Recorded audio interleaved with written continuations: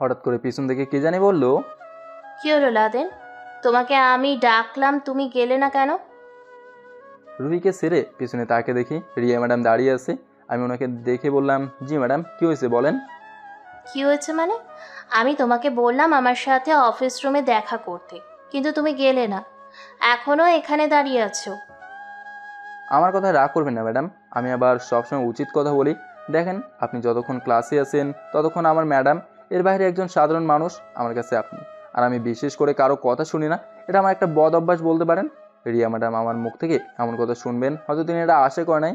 রিয়া ম্যাডামের মুখটা যেন একটু কালো হয়ে গেল। রুহি আমার কাছে এসে বলল, ভাইয়া, তোর মাথা খারাপ হয়ে গেছে।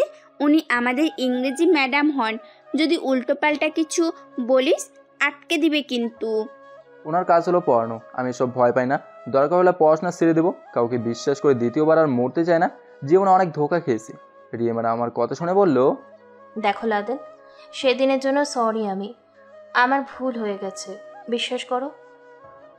আমি আপনাকে বলি নাই ম্যাডাম, আমাকে সরি বলুন।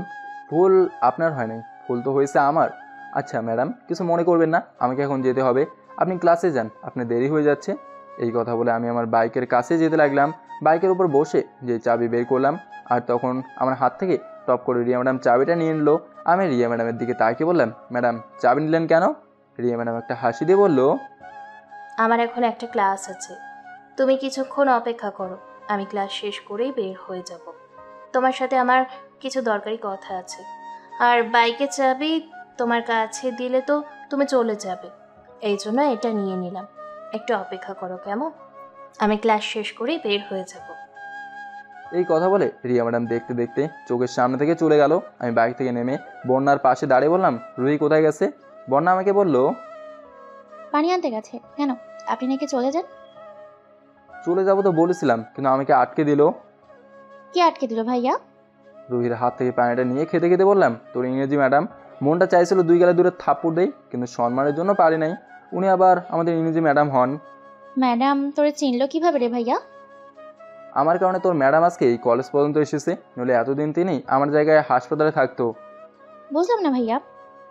আমি যেই বাসায় কাজ করতাম সেই বাসার মালিকের মেয়ে তিনি, আর তাকে বাঁচাতে গিয়ে আমি হাসপাতালে ছিলাম। সবকিছু একটু পরিষ্কার করে বল। যেটুকু শুনলে এখানেই থাক, আর শোনা লাগবে না। বন্যা বলল, বলে তুই থাক। রোহিত চল, আমরা চলে যাই, আজকাল ক্লাস করব না। রুহি বোন আমার, আমাকে একা ফেলে চলে যাবি? রুহি আমার দিকে তাকিয়ে বলল, কে ভাইয়া, আপনি আমাকে বোন বলছেন? রুহি আমার সাথে বেইমানি করলেই? রুহি দাঁত কেলিয়ে বলল, মাঝে মাঝে একটু করতেই হয়। এখন আমরা গেলাম, তুমি একা একা দাঁড়িয়ে থাকো। খুব তো বড় গলায় বলেছিলে আপনি ক্লাসের ভেতরে আমার ম্যাডাম হন, আর ক্লাসের বাহিরে সাধারণ মানুষ। এখন ঠেলা বোঝো, অপেক্ষা করতে থাকো। আজকে তোমাকে জায়গা মতো আটকে দিচ্ছে ম্যাডাম। আমি শুধু একবার বাসায় যাই, তোর খবর আছে। রুহি মনে রাখিস। বন্যা আমার পাশে দাঁড়িয়ে বলল, বাবু, আপনার একা দাঁড়িয়ে থাকতে ভালো লাগছে না? আমি কি আপনার সাথে থাকবো? মায়ের খাওয়ার ইচ্ছা আছে তোর? বন্যা মুখ বাঁকিয়ে বলল, ইস, করতে আসছিলাম উপকার, আপনাকে দেখে কেমন অসহায় অসহায় লাগছিল, এই জন্য ভাবলাম একটু উপকার করি। তো আপনি আমাকে উল্টো মারবেন? থাকবেন মিয়া আপনি? পিস্তলের গুলি খাওয়ার ইচ্ছা আছে নাকি? বন্যার সামনে হেঁটে যেতে যেতে রুহিকে বলল, তোর ভাই আস্ত একটা পাগল, কখন সে কি করে হিসাব নেই। ওরা চলে যাওয়ার পর আমি ফোনটা বের করে গেম খেলতে লাগলাম। তোর রিয়া ম্যাডাম আমাকে ডাকছিল, তখন যদি চলে যেতাম তাহলে এখন আর দাঁড়িয়ে থাকতে হতো না। এখন আমাকে আধা ঘন্টা দাঁড়িয়ে থাকতে হবে। মানে বিপদ আমার পিছুই চায় না। হঠাৎ দেখলাম আমার পুরাতন শালী ক্লাসরুম থেকে বের হয়ে মাঠের দিকে আসছে। আমি ধীরে ধীরে হেঁটে বাইকের কাছে চলে গেলাম। এই মেয়ের সাথে কথা বলার একদম ইচ্ছে নেই আমার।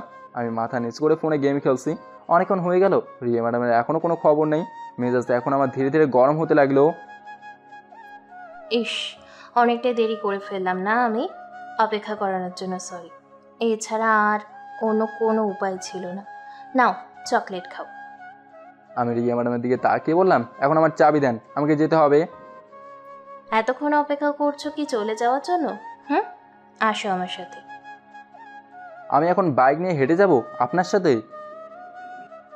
এইটাই করতে হবে। তোমার কাছে চাবি দিলে তুমি চলে যাবে।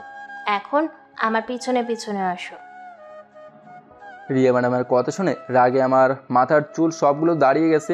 মনটা চাইছে বাইকটা ওনার উপর ফেলে ওনাকে মেরে ফেলি, কি আর করার। আমি রিয়া ম্যাডামের পেছনে পেছনে বাইক নিয়ে হাঁটতে লাগলাম।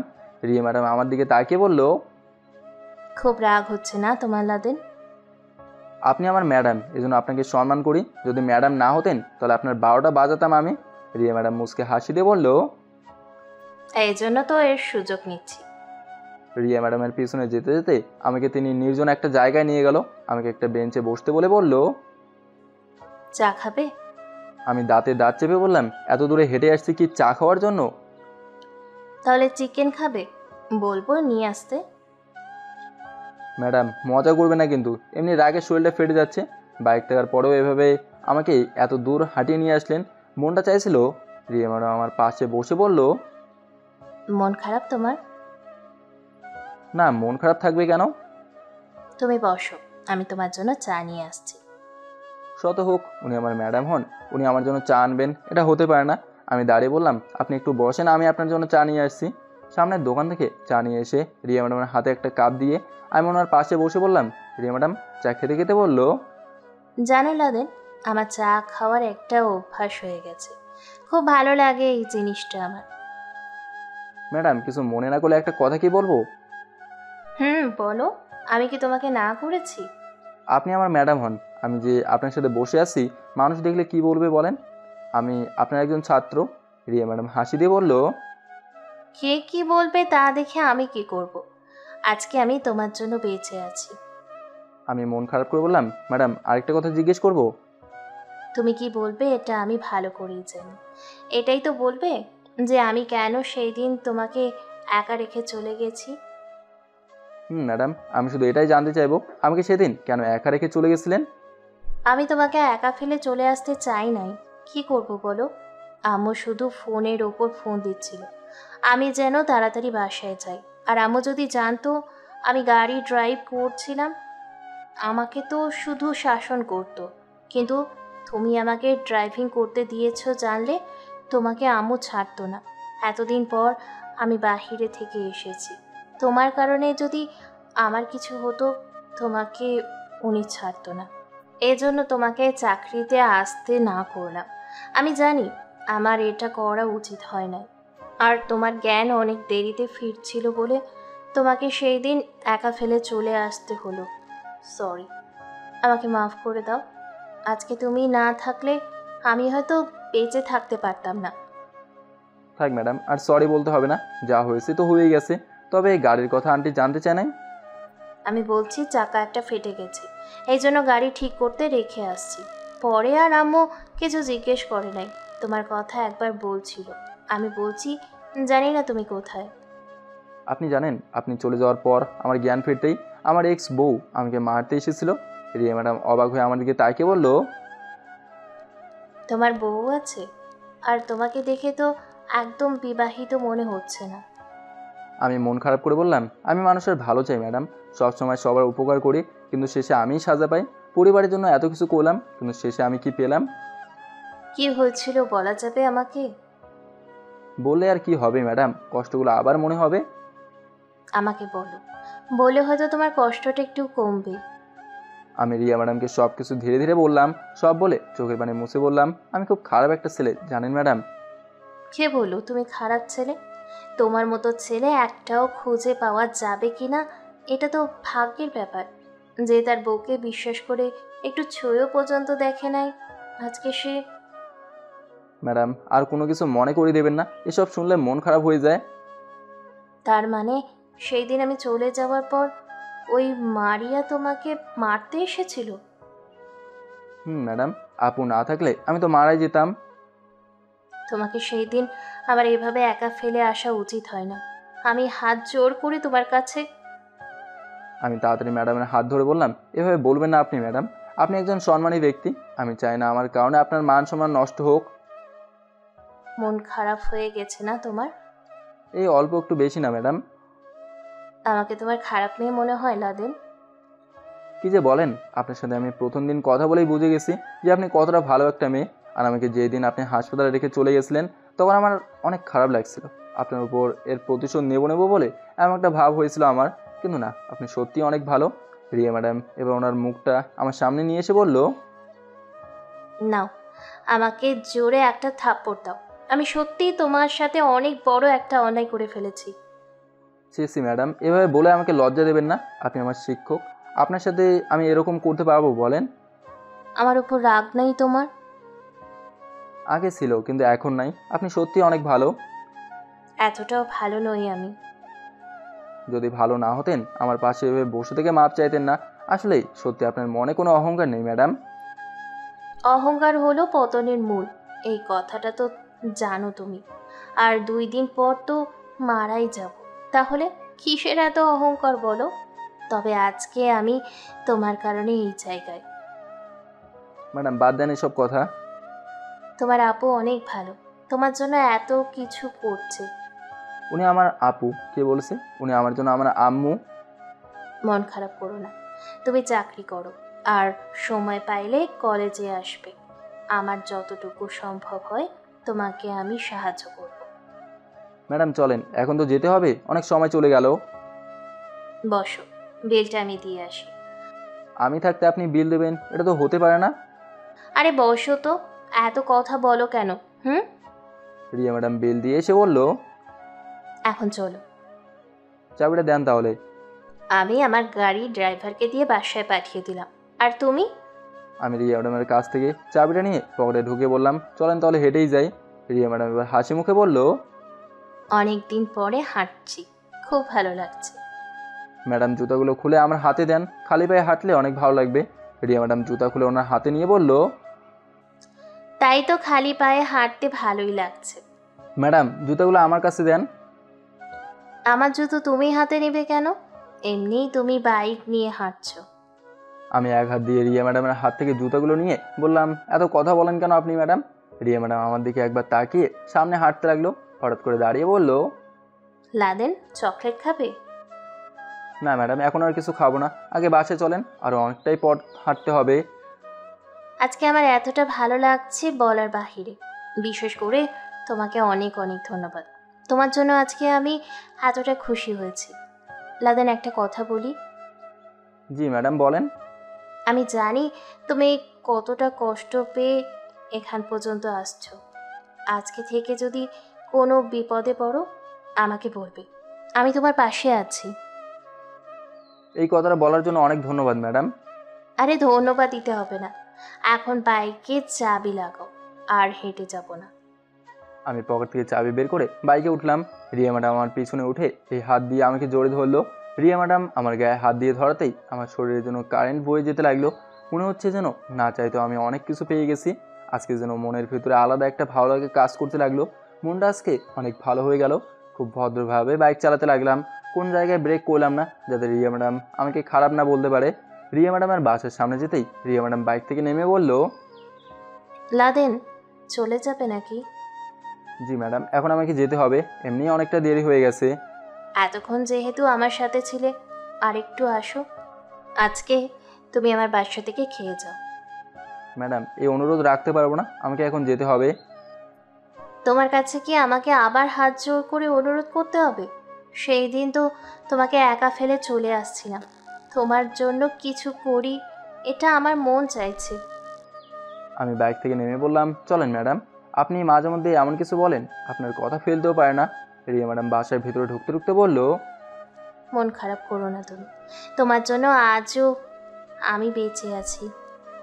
ম্যাডাম এক কথা বারবার বলবেন না, ভালো লাগে না। বাচ্চা মরা উপরওয়ালার হাতে, আমি আপনাকে বাঁচানোর কে? রিয়া ম্যাডাম আর কিছু না বলে বাসার ভেতরে চলে গেল। আমি ওনার পেছনে পেছনে যেতে লাগলাম। মনে মনে বললাম, না জানি আজকে আন্টি আমাকে কি জিজ্ঞেস করে বসে থাকে। তবে আমার এইটুকু বিশ্বাস আছে, রিয়া ম্যাডাম থাকতে আমার কিছু হবে না। তিনি সত্যি অনেক ভালো মানুষ।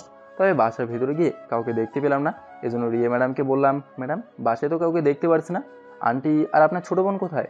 রিয়া ম্যাডাম আমার দিকে ফিরে বলল, আম্মু আর আমার বোন বাজারে গেছে, চিন্তা করো না, সন্ধ্যা সন্ধ্যা এসে যাবে। আমি রিয়া ম্যাডামের কথা শুনে জায়গায় দাঁড়িয়ে গেলাম। বললাম, ম্যাডাম তাহলে আমি চলে যাই, আজকে কেউ বাসে নেই, অন্য একদিন আসবো, আন্টি যেদিন বাসে থাকে। এমনটা বলে কেন লাদেন? ম্যাডাম দেখেন, আজকালকার মানুষ শুধু সন্দেহ করে, ওরা শুধু একটা অজুহাত পেলেই হলো। আমি চাই না আমার জন্য আপনার কিছু হোক। রিয়া ম্যাডাম আমার দিকে কিছুক্ষণ তাকিয়ে বলল, তুমি সত্যি অনেক ভালো একটা ছেলে। আর তুমি চিন্তা করো না, আমি থাকতে তোমার কিচ্ছু হবে না। ম্যাডাম, আমাকে বিশ্বাস হয় না তোমার? আমি আপনার একজন ছাত্র, আপনি আমার ম্যাডাম। যদি কেউ জানতে পারে আপনার জীবনটা নষ্ট হয়ে যাবে। রিয়া ম্যাডাম আমার কথা শুনে সোফায় বসে বলল, আমি তোমার কয় বছরের বড় জানো তো? হয়তো 2 বা 3 বছরের বড় হবেন। সে যাই হোক, বয়স কোনো বিষয় না। আর কে কি বলবে এইসব আমি দেখি না। তুমি আমাকে ম্যাডাম বলবে না। তাহলে কি বলবো? আমার নাম।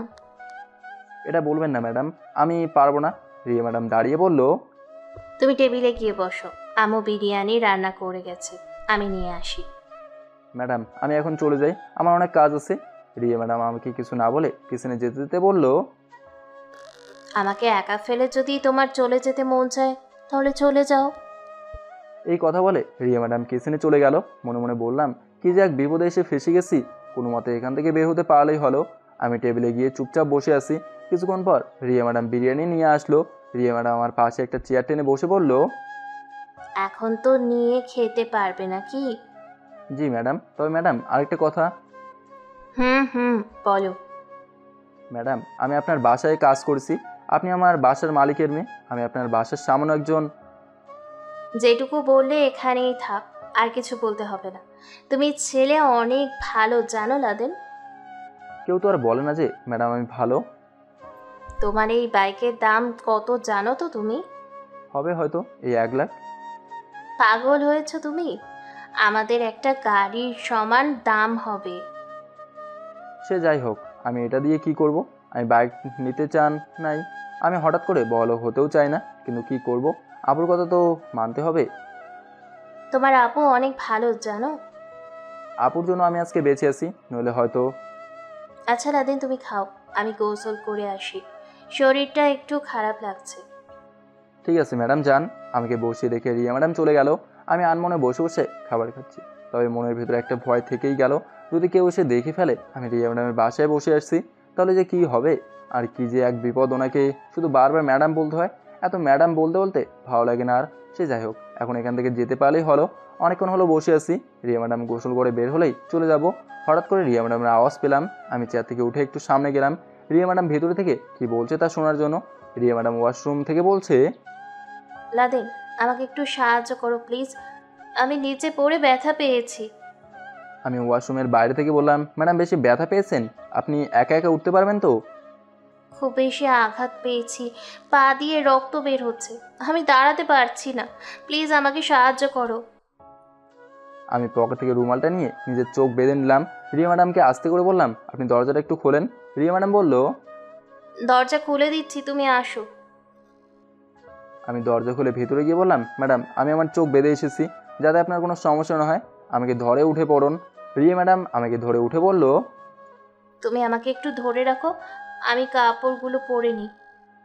রিয়া ম্যাডামের খালি গায়ে হাত দিয়ে ধরার ফলে আমার শরীর তরতর করে কাঁপতে লাগলো। ভাবি নাই কখনো এমন পরিস্থিতিতে পড়তে হবে। কি যে একটা অনুভূতি হচ্ছে, এটা বলার বাইরে। মন চাইছে চোখ খুলে এক নজর শুধু রিয়া ম্যাডামকে দেখি, কিন্তু এমনটা ভুলেও করা যাবে না। উনি বিপদে পড়ে আমাকে ডেকেছেন। ধীরে ধীরে রিয়া ম্যাডাম কাপড় পরে আমাকে বলল, এখন আমাকে তুমি রুমে নিয়ে যাও। ম্যাডাম আপনি কাপড় পরেছেন? রিয়া ম্যাডামের কণ্ঠটা নামিয়ে আস্তে করে বলল, হুম। আমি বুঝেছি উনি কতটা যে লজ্জা পেয়েছেন। আমি আবার বললাম, ম্যাডাম আমি কি আমার চোখ খুলতে পারি? কোনো সমস্যা হবে না তো এখন আবার? রিয়া ম্যাডাম বলল, খুলে ফেলো, এখন কোনো সমস্যা নেই। আমি চোখের বাঁধন খুলে মাথা নিচু করে বললাম, ম্যাডাম আপনি হেঁটে যেতে পারবেন তো, নাকি আমাকে? রিয়া ম্যাডাম আমাকে শুধু বলল, আমাকে একটু ধরো তাহলেই হবে। আমি রিয়া ম্যাডামকে ধরে ওনার রুমে নিয়ে গেলাম। রিয়া ম্যাডাম বিছানায় বসে কান্না করে দিয়ে বলল, তুমি এত ভালো কেন বলো তো? তুমি জানো, তুমি চাইলেই আজকে। ম্যাডাম আর কিছু বলবেন না প্লিজ, আপনি আমার উস্তাদ। আমার কাছে আপনার সম্মান আগে, পরে সব কিছু। আর বিশেষ করে আপনি আমাকে বিশ্বাস করে এই পর্যন্ত নিয়ে আসছেন। আমি আপনার সাথে বেইমানি করব বলে আপনার মনে হয়? আবার আপনি আমার ক্লাস টিচার হন। রিয়া ম্যাডাম চোখের পানি মুছে বলল, এখন আমি বুঝতে পারছি তোমার শালি কেন তোমার জন্য এত পাগল হয়েছে। তবে খুব তাড়াতাড়ি তুমি ভালো কিছু পাবে। এখন যাও, আমার রুম থেকে একটা মলম নিয়ে আসো, ওনার বিছানার নিচে গিয়ে পাবে হয়তো। ম্যাডাম আমি যদি কোনো কিছু চুরি করে নিয়ে যাই? রিয়া ম্যাডাম এবার মুচকে হাসিতে বলল, যাও, ভালো করে আম্মুর বিছানা নিচে খুঁজে আলমারির চাবি পাবে ওখানে। আমি আর কিছু না বলে রিয়া ম্যাডামের কথা মতো মলম নিয়ে এসে রিয়া ম্যাডামের হাতে দিলাম। রিয়া ম্যাডাম আমার দিকে তাকিয়ে বলল, তা ক লাখ টাকা চুরি করলে তুমি? ম্যাম এভাবে বলবেন না প্লিজ। রিয়া ম্যাডাম বলল, তুমি তো চাইলে এখন ভালো একটা বিয়ে করতে পারো, তোমার টাকা পয়সা সব কিছু আছে এখন। এমনটা কোনোদিনই করবো না, ভালো মেয়ে ছাড়া বিয়েই করবো না। তাছাড়া আমার আপু এখন যে মেয়ে পছন্দ করবে আমি তাকেই বরং বিয়ে করব। দেন ম্যাডাম আমি আপনাকে মলম লাগিয়ে দেই। রিয়া ম্যাডাম একটু লজ্জা পেয়ে বলল, না মানে? বুঝতে পারছি ম্যাডাম, সরি। আচ্ছা আমি কি চলে যাব ম্যাডাম? এখন কি যাওয়ার তোমার খুব জরুরি? কালকে মাত্র চাকরি নিয়েছি, এখনও কোনো কাজ করে নাই, যেতে তো হবেই। আচ্ছা ঠিক আছে, দরজা লাগিয়ে চলে যাও। আর তোমার আপুর ফোন নাম্বারটা একটু যাও তো। কি করবেন ম্যাডাম? এত কথা বলো কেন? তোমাকে আমি দিতে বলছি, দাও তো। আমি আপুর নাম্বার দিয়ে বললাম, ম্যাডাম আপনি একা থাকতে পারবেন তো, নাকি কোনো সমস্যা হবে? আমার জন্য যদি এতই চিন্তা করতে তাহলে আমাকে এমন অবস্থায় রেখে চলে যেতে না। আমি এবার একটা চেয়ার টেনে রিয়া ম্যাডামের পাশে বসে বললাম, এই যে বসলাম, আপনি যতক্ষণ পর্যন্ত সুস্থ না হবেন ততক্ষণ পর্যন্ত আমি এখানেই বসে থাকবো। আরে আরে, এত রেগে গেলে কেন বলো তো? আমি তো মজা করে বলছি। তুমি চলে যাও, কোনো সমস্যা হবে না। বাড়ি থেকে দরজা লাগিয়ে চলে যাও। যাই তাহলে আমি। দেখেন ম্যাডাম আপনি একটু বোঝার চেষ্টা করেন, আমি যদি তোমাকে আর কিচ্ছু বলতে হবে না, আমি বুঝি তো সব। যাও। কোনো দরকার হয় তাহলে আমাকে ফোন করবেন, আমি সবার আগে চলে আসবো। ফোন নাম্বারটা দিয়েই বলছো আমাকে আগে ফোন করবেন না? আমি রিয়া ম্যাডামকে ফোন নাম্বার দিয়ে বাসা থেকে বের হয়ে গেলাম। সরাসরি কলেজ ড্রেস নিয়ে অফিসে চলে এলাম। অনেকটা দেরি করে ফেলেছি। আমি কি কলেজের ড্রেসে দেখে সবাই আমার দিকে অবাক হয়ে তাকিয়ে আছে, তাতে আমার কি? আমি আমার মতো গিয়ে কাজ করি। আমি আমার রুমে গিয়ে মনোযোগ সহকারে কাজ করতে লাগলাম। আমার বিশ্বাস আমি 1 ঘন্টায় কাজ 10 মিনিটের ভিতরে করতে পারবো, যদি ভালো করে মনোযোগ দিয়ে কাজ করি। তো এসবকে উল্টাপাল্টা হিসাব আমার মাথায় ঢুকছে না। ফাইল টাইল সব কিছু সামনে ফেলে চেয়ারে পুরো শরীর হেলিয়ে শুয়ে আসি। কিরে লাদেন, কখন আসলি? আমি মাথা তুলে তাকে দেখি আপু এসেছে। আপুকে দেখে বললাম, এই তো কিছুক্ষণ হলো আসছি। কাজ না করে বাসায় বসে আছোস কেন? এই কাজ শেষ করে ফেলবো, তুই চিন্তা করিস না। আপু আমার সামনে চেয়ারে বসে একটা বই দিয়ে বলল, এটা পড়বি সময় হলে, আর যদি কোনো কিছু ভুল হয় আমাকে জিজ্ঞেস করবি, ঠিক আছে? আচ্ছা আপু। আর তুই বাসায় যাস নাই? কলেজ ড্রেস পরে চলে আসলি যে? একটু বিজি ছিলাম তো আপু, এজন্য কলেজ ড্রেস পরেই চলে আসছি। আপু আমার কথা শুনে হাসি দিয়ে বলল, তোর বাইকের পিছনে মেয়েটা কে ছিল? মনে মনে বললাম, আমার বাইকের পেছনে রিয়া ম্যাডাম ছিল, তা আমার আপু কোথায় দেখলো? আমি কথা ঘোরার জন্য বললাম, আরে না আপু, আমি আবার আমার বাইকে কাকে তুলবো, তুমি হয়তো অন্য কাউকে দেখেছো। তাই না, আমি অন্য কাউকে দেখেছি। যদি একটা ছবি তুলতাম তাহলে তুই ঠিকই বিশ্বাস করতি, কিন্তু আমি তোরে দেখলাম মনে হচ্ছে। আরে না আপু, তুমি ভুল দেখেছো। তুই তো রুহির সাথে যাস না? কেন আপু? আমি রুহিকে কল দিলেই সব জানতে পারবো। আপুর কাছ থেকে ফোনটা নিয়ে বললাম, তুই এমন করছিস কেন? আসলে একজন ছিল, কিন্তু উনি সম্মানী একজন ব্যক্তি ছাড়া এছাড়া কিছু না। আমি ওনাকে নিতে চাই নাই, কিন্তু উনি একটা বিপদে পড়েছে, এই জন্য। আপু আমার কাছে বসে আমার মাথায় হাত দিয়ে বলল, একবার একটা ভুল করলি, আমি চাইছি আর যেন এমন ভুল না হয়। আমি তোর ভালোর জন্যই বলছি। বুঝতে পারছি আপু। আচ্ছা, এখন তুই বাসায় চলে যা, আজকে আর কাজ করতে হবে না। না আপু, রাতে যাব। এখনো তো কিছু খাস নাই মনে হয়। খেয়ে এসেছি আমি আপু। এই কথাটা বলে আমি আটকে গেলাম। মনে হচ্ছে যেন নিজের বিপদ নিজেই ডেকে নিয়ে আসলাম। আপু আমার দিকে অবাক হয়ে তাকিয়ে বলল, বাসায় গেলি না, আবার কোথা থেকে খেয়ে আসলি? আপু এই বিষয়ে কোনো প্রশ্ন করিস না। আপু আমার দিকে একবার তাকিয়ে বলল, আচ্ছা ঠিক আছে, তুই কাজ কর, আর ক্যান্ডি থেকে আগে কিছু খেয়ে আয় যা। আপু চলে যাওয়ার পর আমি ওয়াশরুমে চলে গেলাম। পকেট থেকে একটা সিগারেট বের করে খেতে লাগলাম। মাঝে মাঝে যখন মাথায় একটু টেনশন ঢুকে যায় তখন এটা খেতে হয়। আপু আমাকে কোথায় দেখলো এটাই তো বুঝলাম না। এই আপনি এখানে সিগারেট খাচ্ছেন কেন, তাও আবার মেয়েদের ওয়াশরুমে? তাড়াতাড়ি সিগারেট ফেলে সামনে তাকে দেখে একটা সুন্দরী মেয়ে দাঁড়িয়ে আছে। আমি বোকা সুরে বললাম, মানে আমি তো সিগারেট খাচ্ছি না। আসলে হয়েছে কি? আমাকে মিথ্যা কথা বলেন, আমি নিজ চোখে দেখেছি, কিন্তু আপনি মেয়েদের ওয়াশরুমে কি করেন? মনে মনে বললাম, আজকে মনে হয় গাঁজা খেয়েছি, নইলে তো আমার এমন হওয়ার কথা না। ওয়াশরুমে ঢোকার আগে তাকেও দেখি নাই, এটা মেয়েদের নাকি ছেলেদের।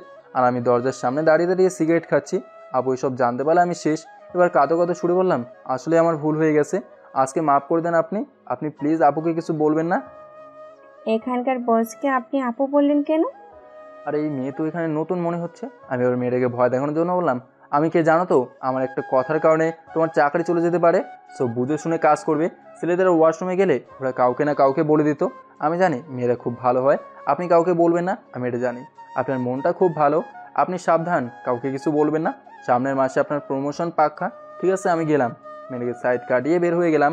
আমি আমার চেয়ারে বসে দম সেরে বললাম, যাক বাবা, বাঁচা গেল, নইলে মেয়েটা আমাকে 12টা বাজিয়ে দিত। ইস, কি এক বিপদে পড়ছিলাম। মেয়েদের ওয়াশরুমে ঢুকে গেলাম। আপু এই কথা জানতে পারলে আমার অবস্থা শেষ। আমি সব চিন্তা বাদ দিয়ে মাথা নিচু করে কাজ করছি। কিছুক্ষণ পর আপু এসে বলল, কি দিলাদিন, কাজ শেষ হয়েছে? আমি মাথা তুলে আপুর দিকে তাকিয়ে বললাম, এই তো আপু, প্রায় শেষ। তবে আপুর পেছনে ওয়াশরুমে সেই মেয়েটাকে দেখে চমকে গেলাম। মনে মনে বললাম, তাহলে আজকে আমি শেষ। ও মনে হয় আপুকে সব বলে দিয়েছে। আপু ধীরে ধীরে হেঁটে আমার কাছে এসে বলল, তুই একটু দাঁড়াতো। আমি আপুর কথা শুনে দাঁড়িয়ে গেলাম। আপু আমার পকেটে হাত দিয়ে সিগারেটের প্যাকেট বের করে নিল। ভয়ে আমার কলিজার পানি শুকিয়ে গেল। সিগারেটের প্যাকেট নিয়েই আপুর চোখ বড় করে আমার গায়ে ঠাস ঠাস করে দুটো চড় দিয়ে বলল, এসব কবে থেকে খাস? আমি মাথা নিচু করে বললাম, না মানে আপু। আপু এবার আমাকে জোরে ধমক দিয়ে বলল, আমি তোরে বলছি এসব কবে থেকে খাস? এত কথা বলিস কেন? আমি আপুর কথার জবাব না দিয়ে চুপচাপ দাঁড়িয়ে আছি। আপু আমাকে এবার আবার বলল, তোর সাহস কি দিন দিন বাড়ছে না? আজকাল মেয়েদের ওয়াশরুমে গিয়ে সিগারেট খাস, আর তুই ওই মেয়েকে কি বলছিস? তুই চিনিস ওকে? ও হলো আমার নতুন বিয়ে, আর তুই কি না তাকে বলিস প্রমোশন দিবি? মনে মনে বললাম, মেয়েটা দেখতে শুনতে কত সুন্দর, অথচ তার ব্যবহার কুত্তের মতো। ভাবছিলাম আপুকে কিছু বলবে না, কিন্তু শেষ পর্যন্ত বলেই দিল। মনটাই যে খারাপ হয়ে গেল। এবার আপু আমাকে জিজ্ঞেস করলো, কাজ কতটুকু হলো? আমি ভয়ে ভয়ে উত্তর দিলাম, এই তো কিছুটা হয়েছে। এবার আপু সুন্দর করে বলল, আমি তোরে কতদিন বাঁচাবো? তোর চাকরি তোর নিজে ধরে রাখতে হবে। তোর কাজ তুই কিভাবে শেষ করবি আমি এটা জানি না। তুই আমাকে না বলে তুই সিগারেট খেতে পারিস, তাহলে আমাকে না বলে তুই তোর কাজও শেষ করতে পারবি। আমি কোনো কথা শুনতে চাই না। আজকে তোর কাজ তোকেই শেষ করে বের হতে হবে। তুই সারা রাত কাজ করবি কি না এটা তুই ভালো জানিস। তবে আমি চাই কোনো হিসাব যেন বাকি না থাকে। আমাকে দিনের কাজ দিনেই বুঝিয়ে দিতে হবে। আর একদিন যদি আমি তোর পকেটে সিগারেট দেখি না, তাহলে তোর খবর আছে। আপু আর কিছু না বলে চুপচাপ চলে গেল। আমি মেয়েটার দিকে একবার তাকিয়ে দেখলাম, মেয়েটার আইডি কার্ডে সুন্দর করে লেখা আছে তামান্না আক্তার। তামান্না মেয়েটা চুপচাপ আপুর পেছনে মাথা নিচু করে চলে গেল। আমি দম ছেড়ে চেয়ারে বসে মনে মনে বললাম, সব কিছু আমার পিছু ছাড়লেও এই বিপদ আমার পিছু ছাড়ে না। সন্ধ্যা প্রায় হয়ে গেছে, ভাবছিলাম চলে যাব, কিন্তু আপু যেই কথা বললো চলে গেলে আপু কেঁপে যাবে। ধীরে ধীরে অফিসের সবাই চলে গেল। আমি একটু উঠে ওয়াশরুমে চলে গেলাম। ওয়াশরুম থেকে ফিরে এলে দেখি আপু আমার কেবিনের দিকে তাকিয়ে দেখছি আমি আসি কিনা চলে গেছি। আপু আমাকে কেবিনে না পেয়ে চুপচাপ ধীরে ধীরে হেঁটে বাইরে চলে গেল। আমি গিয়ে চেয়ারে বসে মাথা নিচু করে কাজ করতে লাগলাম। আজকে যদি সারা রাত লাগে তাহলে আমি আমার কাজ শেষ করেই যাব। কোনো দিকে না তাকিয়ে এক নাগারে কাজ করতে লাগলাম। হঠাৎ ফোনের শব্দে কাজ ছেড়ে ফোনটা রিসিভ করলাম। ওপাশ থেকে সুমন বলল, তুই যে বলেছিলি রাতে আসার জন্য, তো আসবো নাকি? আর বলিস না, আজকে কাজ শেষ করতে পারে নাই বলে আপু বকা দিয়েছে, এজন্য এখনও অফিসে আছি। কি কস, এখনো তুই অফিসে? বাসায় যাবি কখন? না রে, আজকে আর বাসে যাব না, এখানেই শুয়ে ঘুমিয়ে পড়বো। এত কাজ করতে হবে না, চলে আয়। আরে না, যেটা আমি একবার বলছি সেটাই করব। আর আপু যেভাবে রাখতো না, আজকে মেয়েদের ওয়াশরুমে গিয়ে সিগারেট খাচ্ছিলাম, এই জন্য এমন হয়েছে। ওরে শালা, তুই তাহলে শেষ। আমি তোকে কতবার বলছি তোকে এসব খেতে হবে না। তুই খাস কেন হালা? আমি তো এটা খেয়ে অভ্যস্ত হয়ে গেছি, এর জন্য তো ছাড়তে পারি না। তুই যেমন অভ্যস্ত হয়ে গেছোস, তেমন আমারও এটা খেতে বেশ ভালোই লাগে, এই জন্য আমি ওটা ছাড়তে পারবো না। তুই শালা এখন আগের মতো নাই। টাকা যে মানুষকে পরিবর্তন করে, এটা তোকে না দেখলে বুঝতে পারতাম না। তুই এভাবে এটা বলতে পারলি? ভুল কি করেছি? তোর রাখ, তোর সাথে কথাই বলবো না। ভুল কি বলেছি? আরে আরে, ফোন কাটবি না। আচ্ছা আচ্ছা, সরি। থাক, তোটা সরি বলতে হবে না। কি করিস তুই?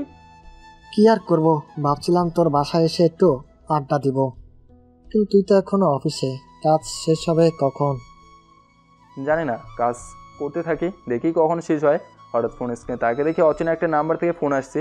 এই জন্য আমি সুমনকে বললাম, তুই একটু কলটা কেটে দিত, আমি তোরে পরে কল দিচ্ছি, দেখি কে কল করছে। সুমন আচ্ছা বলে ফোনটা কেটে দিল। সুমন ফোন কেটে দেওয়ার পর আমি ফোনটা রিসিভ করে বললাম, কে বলছেন? ওপাশ থেকে মেয়েলি একটা কণ্ঠে বলল, আপনি বলেন তো আমি কে? আজব তো, আমি আপনাকে চিনি না জানি না, আর বলছেন বলো তো আমি কে? আপনি কি মজা করেন আমার সাথে নাকি? তোমার কি মনে হয় আমি তোমার সাথে মজা করছি? দেখেন, আপনি যেই হন না কেন, আমি অচেনা কারোর সাথে কথা বলি না। ফোন রাখেন, আমার অনেক কাজ আছে। আরে শোনো শোনো, বলেন। আমি তোমার রিয়া ম্যাডাম। ও ম্যাডাম, আপনি আমাকে আগে বলবেন না? সরি। থাক, সরি বলতে হবে না। তা আজকে মাথা গরম কেন, কি হয়েছে? কি আর হবে, দেরি করে অফিসে আসছি, কাজ শেষ করতে পারে নাই বলে আপু বকা দিয়েছে, এজন্য এখনও অফিসে কাজ করছি। কি বলো, তুমি এখনো অফিসে? জি ম্যাডাম, কি আর করব, নিজের কাজ নিজেকেই শেষ করতে হবে, এজন্য বসে বসে কাজ করছি। সরি সরি, আমার কারণে তোমার আজকে। আরে না ম্যাডাম, সরি বলতে হবে না আপনাকে। আর আজকে আপুর একটু রাগ ছিল, এই জন্য বকা দিয়েছে, এই আর কিছু না। ও আচ্ছা। হঠাৎ আমাকে ফোন দিলেন যে ম্যাডাম, আর আপনি এখন কি ঠিক আছেন তো? এখন একটু মোটামুটি ভালো লাগছে।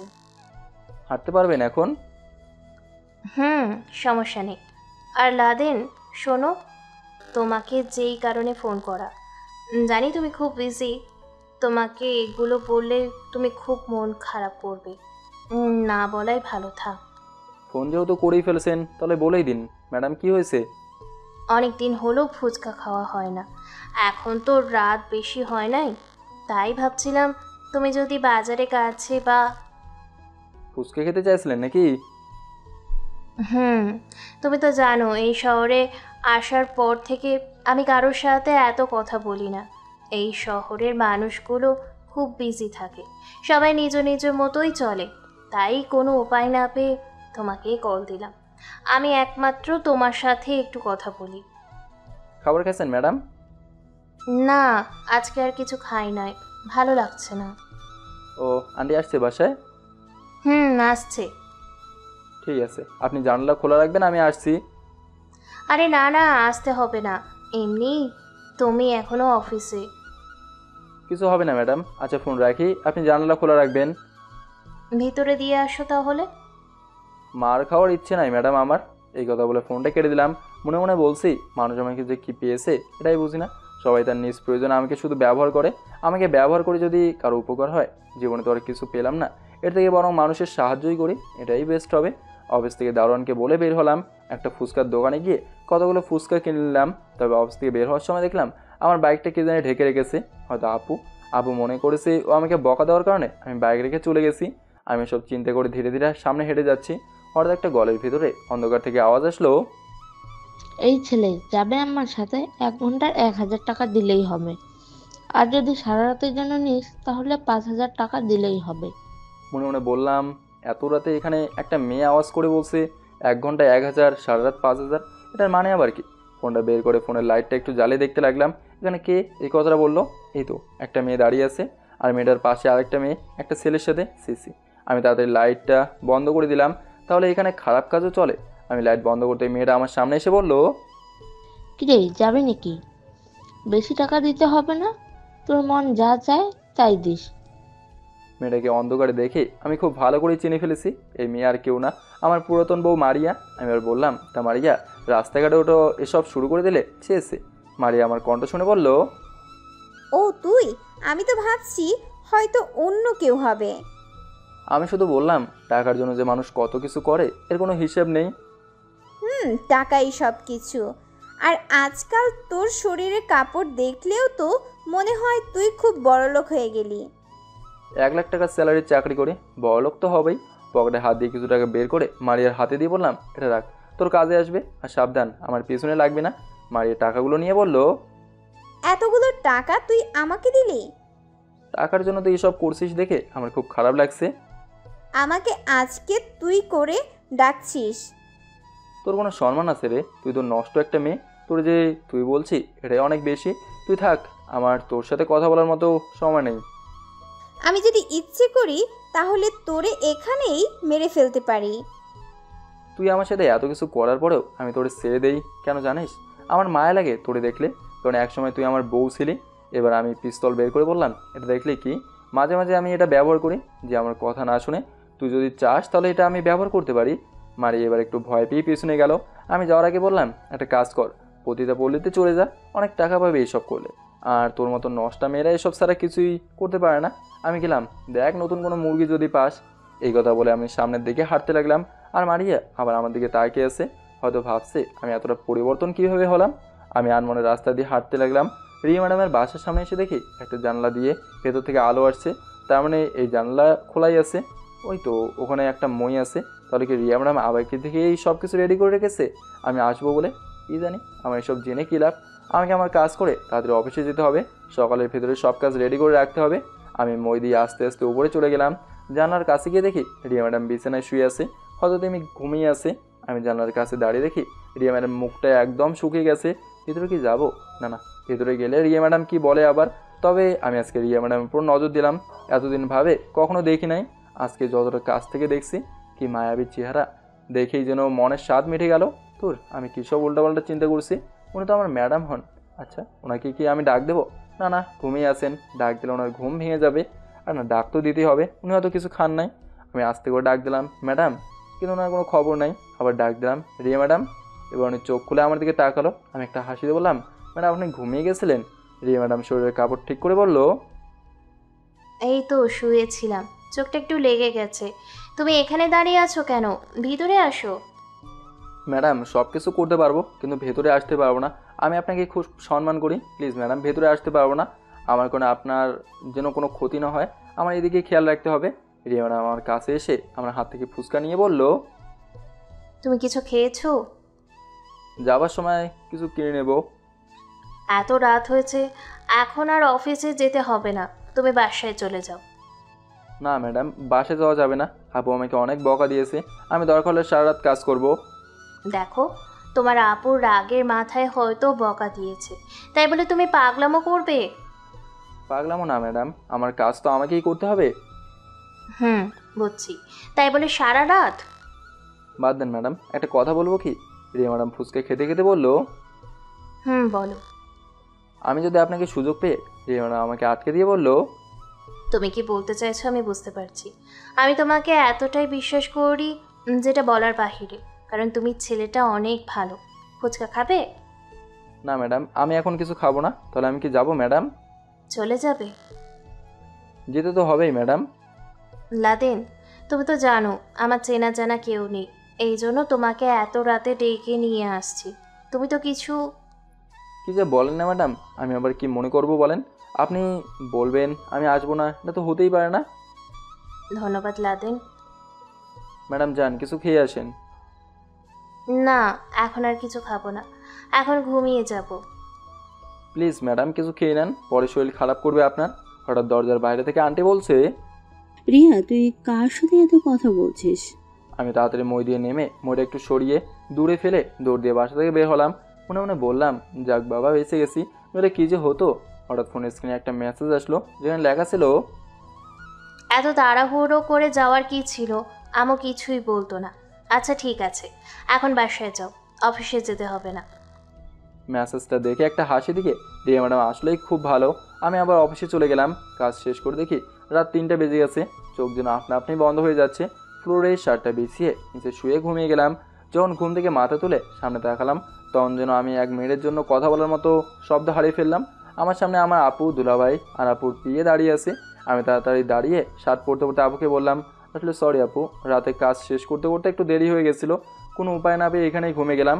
আপু আমার কাছে এসেই ঠাস ঠাস করে আমার গালে দূরে থাপ্পড় দিয়ে রাগে চোখ গরম করে বলল, তোর আমি বলছিলাম না যে তুই সারাত কাজ করবি? আসলে কি তুই চাকরি করতে চাস নাকি মজা করতে এসেছিস এখানে? আমি মাথা নিচু করে বললাম, সরি আপু, আর তুই তো কালকে বললি আমি যেন কাজ শেষ করে বাসে যাই, এই জন্য। আপু এবার একটু জোরে বলল, তাই বলে তুই সারা রাত? অনেক হয়েছে, আর না, তুই এখান থেকে যা, চলে যা। আমি তোরে আর আমার সামনে দেখতে চাই না। দ্বিতীয়বার যেন আমি তোরে আমার এই অফিসে না দেখি। এই কথা বলে আপুর রাগে কেবিন থেকে চলে গেল। আজকে কেন যেন আমার অনেক রাগ হলো। সকাল সকাল আপু আমাকে এভাবে মারতে পারলো। দুলাভাইয়ের হাতে ফাইলটা দিয়ে বললাম, এখানে সব কিছু রেডি করে রেখেছি, আপনি আপুর কাছে দিয়ে দেবেন। আমি গেলাম। দুলাভাই আমার হাত ধরে বলল, আরে দাঁড়াও, কোথায় যাও? আমি দুলাভাইয়ের দিকে তাকিয়ে বললাম, দেখি কোথায় যাওয়া যায় কি না। দেখো, তুমি তোমার আপুর কথাই এত রেখে গেলে। জানি না কালকে তোমার আপু তোমাকে কি বলেছে। ওইখান থেকে গিয়ে কিছু খায় না। আমি ওকে কান্না করতে দেখেছি। শুধু বলেছি আমি কিভাবে আমার এই হাত দিয়ে আমার ভাইকে মারতে পারলাম। ও সারা রাত ঘুমায় নাই তোমার জন্য। দেখো, লাদেনের পেটে একটা বাচ্চা, এখনও অফিসে আসছে, কিছু খায়নি। যদি ওর কিছু হয়ে যায় তুমি বলো, তোমার জন্য। কি বলেন দুলাভাই, আপু এখনো কিছু খায় নাই? তো তোমাকে কি বলছি? আমি সব কিছু ভুলে তাড়াতাড়ি কেবিন থেকে বের হয়ে আপুর কেবিনের দিকে যেতে লাগলাম। দরজায় দাঁড়িয়ে দেখে আপু ভেতরে বসে চুপচাপ বসে কান্না করছে। মনে মনে বললাম, আমি কেন যে মাঝে মাঝে এমন করি? আমার জন্য আপু কতটা কষ্ট পেয়েছে, এর কোনো হিসাব আছে? ওনাকে এখনও কিছু খায় নাই। আমি দরজার কাছেই দাঁড়িয়ে বললাম, ম্যাডাম আমি কি ভেতরে আসতে পারি? আপু আমাকে দেখে চোখের পানি মুছে বলল, তোর আমি বলছি না তুই এখান থেকে চলে যা, আমি তোরা দেখতে চাই না। আমি আপুর কথা না শুনে ভেতরে ঢুকে আপুর পায়ের কাছে বসে আপুর পা ধরে কান্না করতে করতে বললাম, আমাকে তুই মাফ করে দে, আমি আর কখনো এমন করবো না। আমার ভুল হয়ে গেছে আপু, প্লিজ তুই আমাকে মাফ করে দে। আপু কিছু না বলে চুপচাপ আমার দিকে তাকিয়ে আছে। কিছুক্ষণ পর আমাকে জোর ধরে আপু কান্না করে দিয়ে বলল, কেন তুই মাঝে মাঝে আমার পাগলামো করিস বলতো? আমি তোরে কালকে রাগের মাথায় সব কিছু বলেছি, তবে তোরে বকা দিয়ে আমি কি শান্তিতে থাকতে পারছি বল? তুই অবুঝের মতো কেন এমন করিস? আমি আর এমন করবো না, আমাকে মাফ করে দে।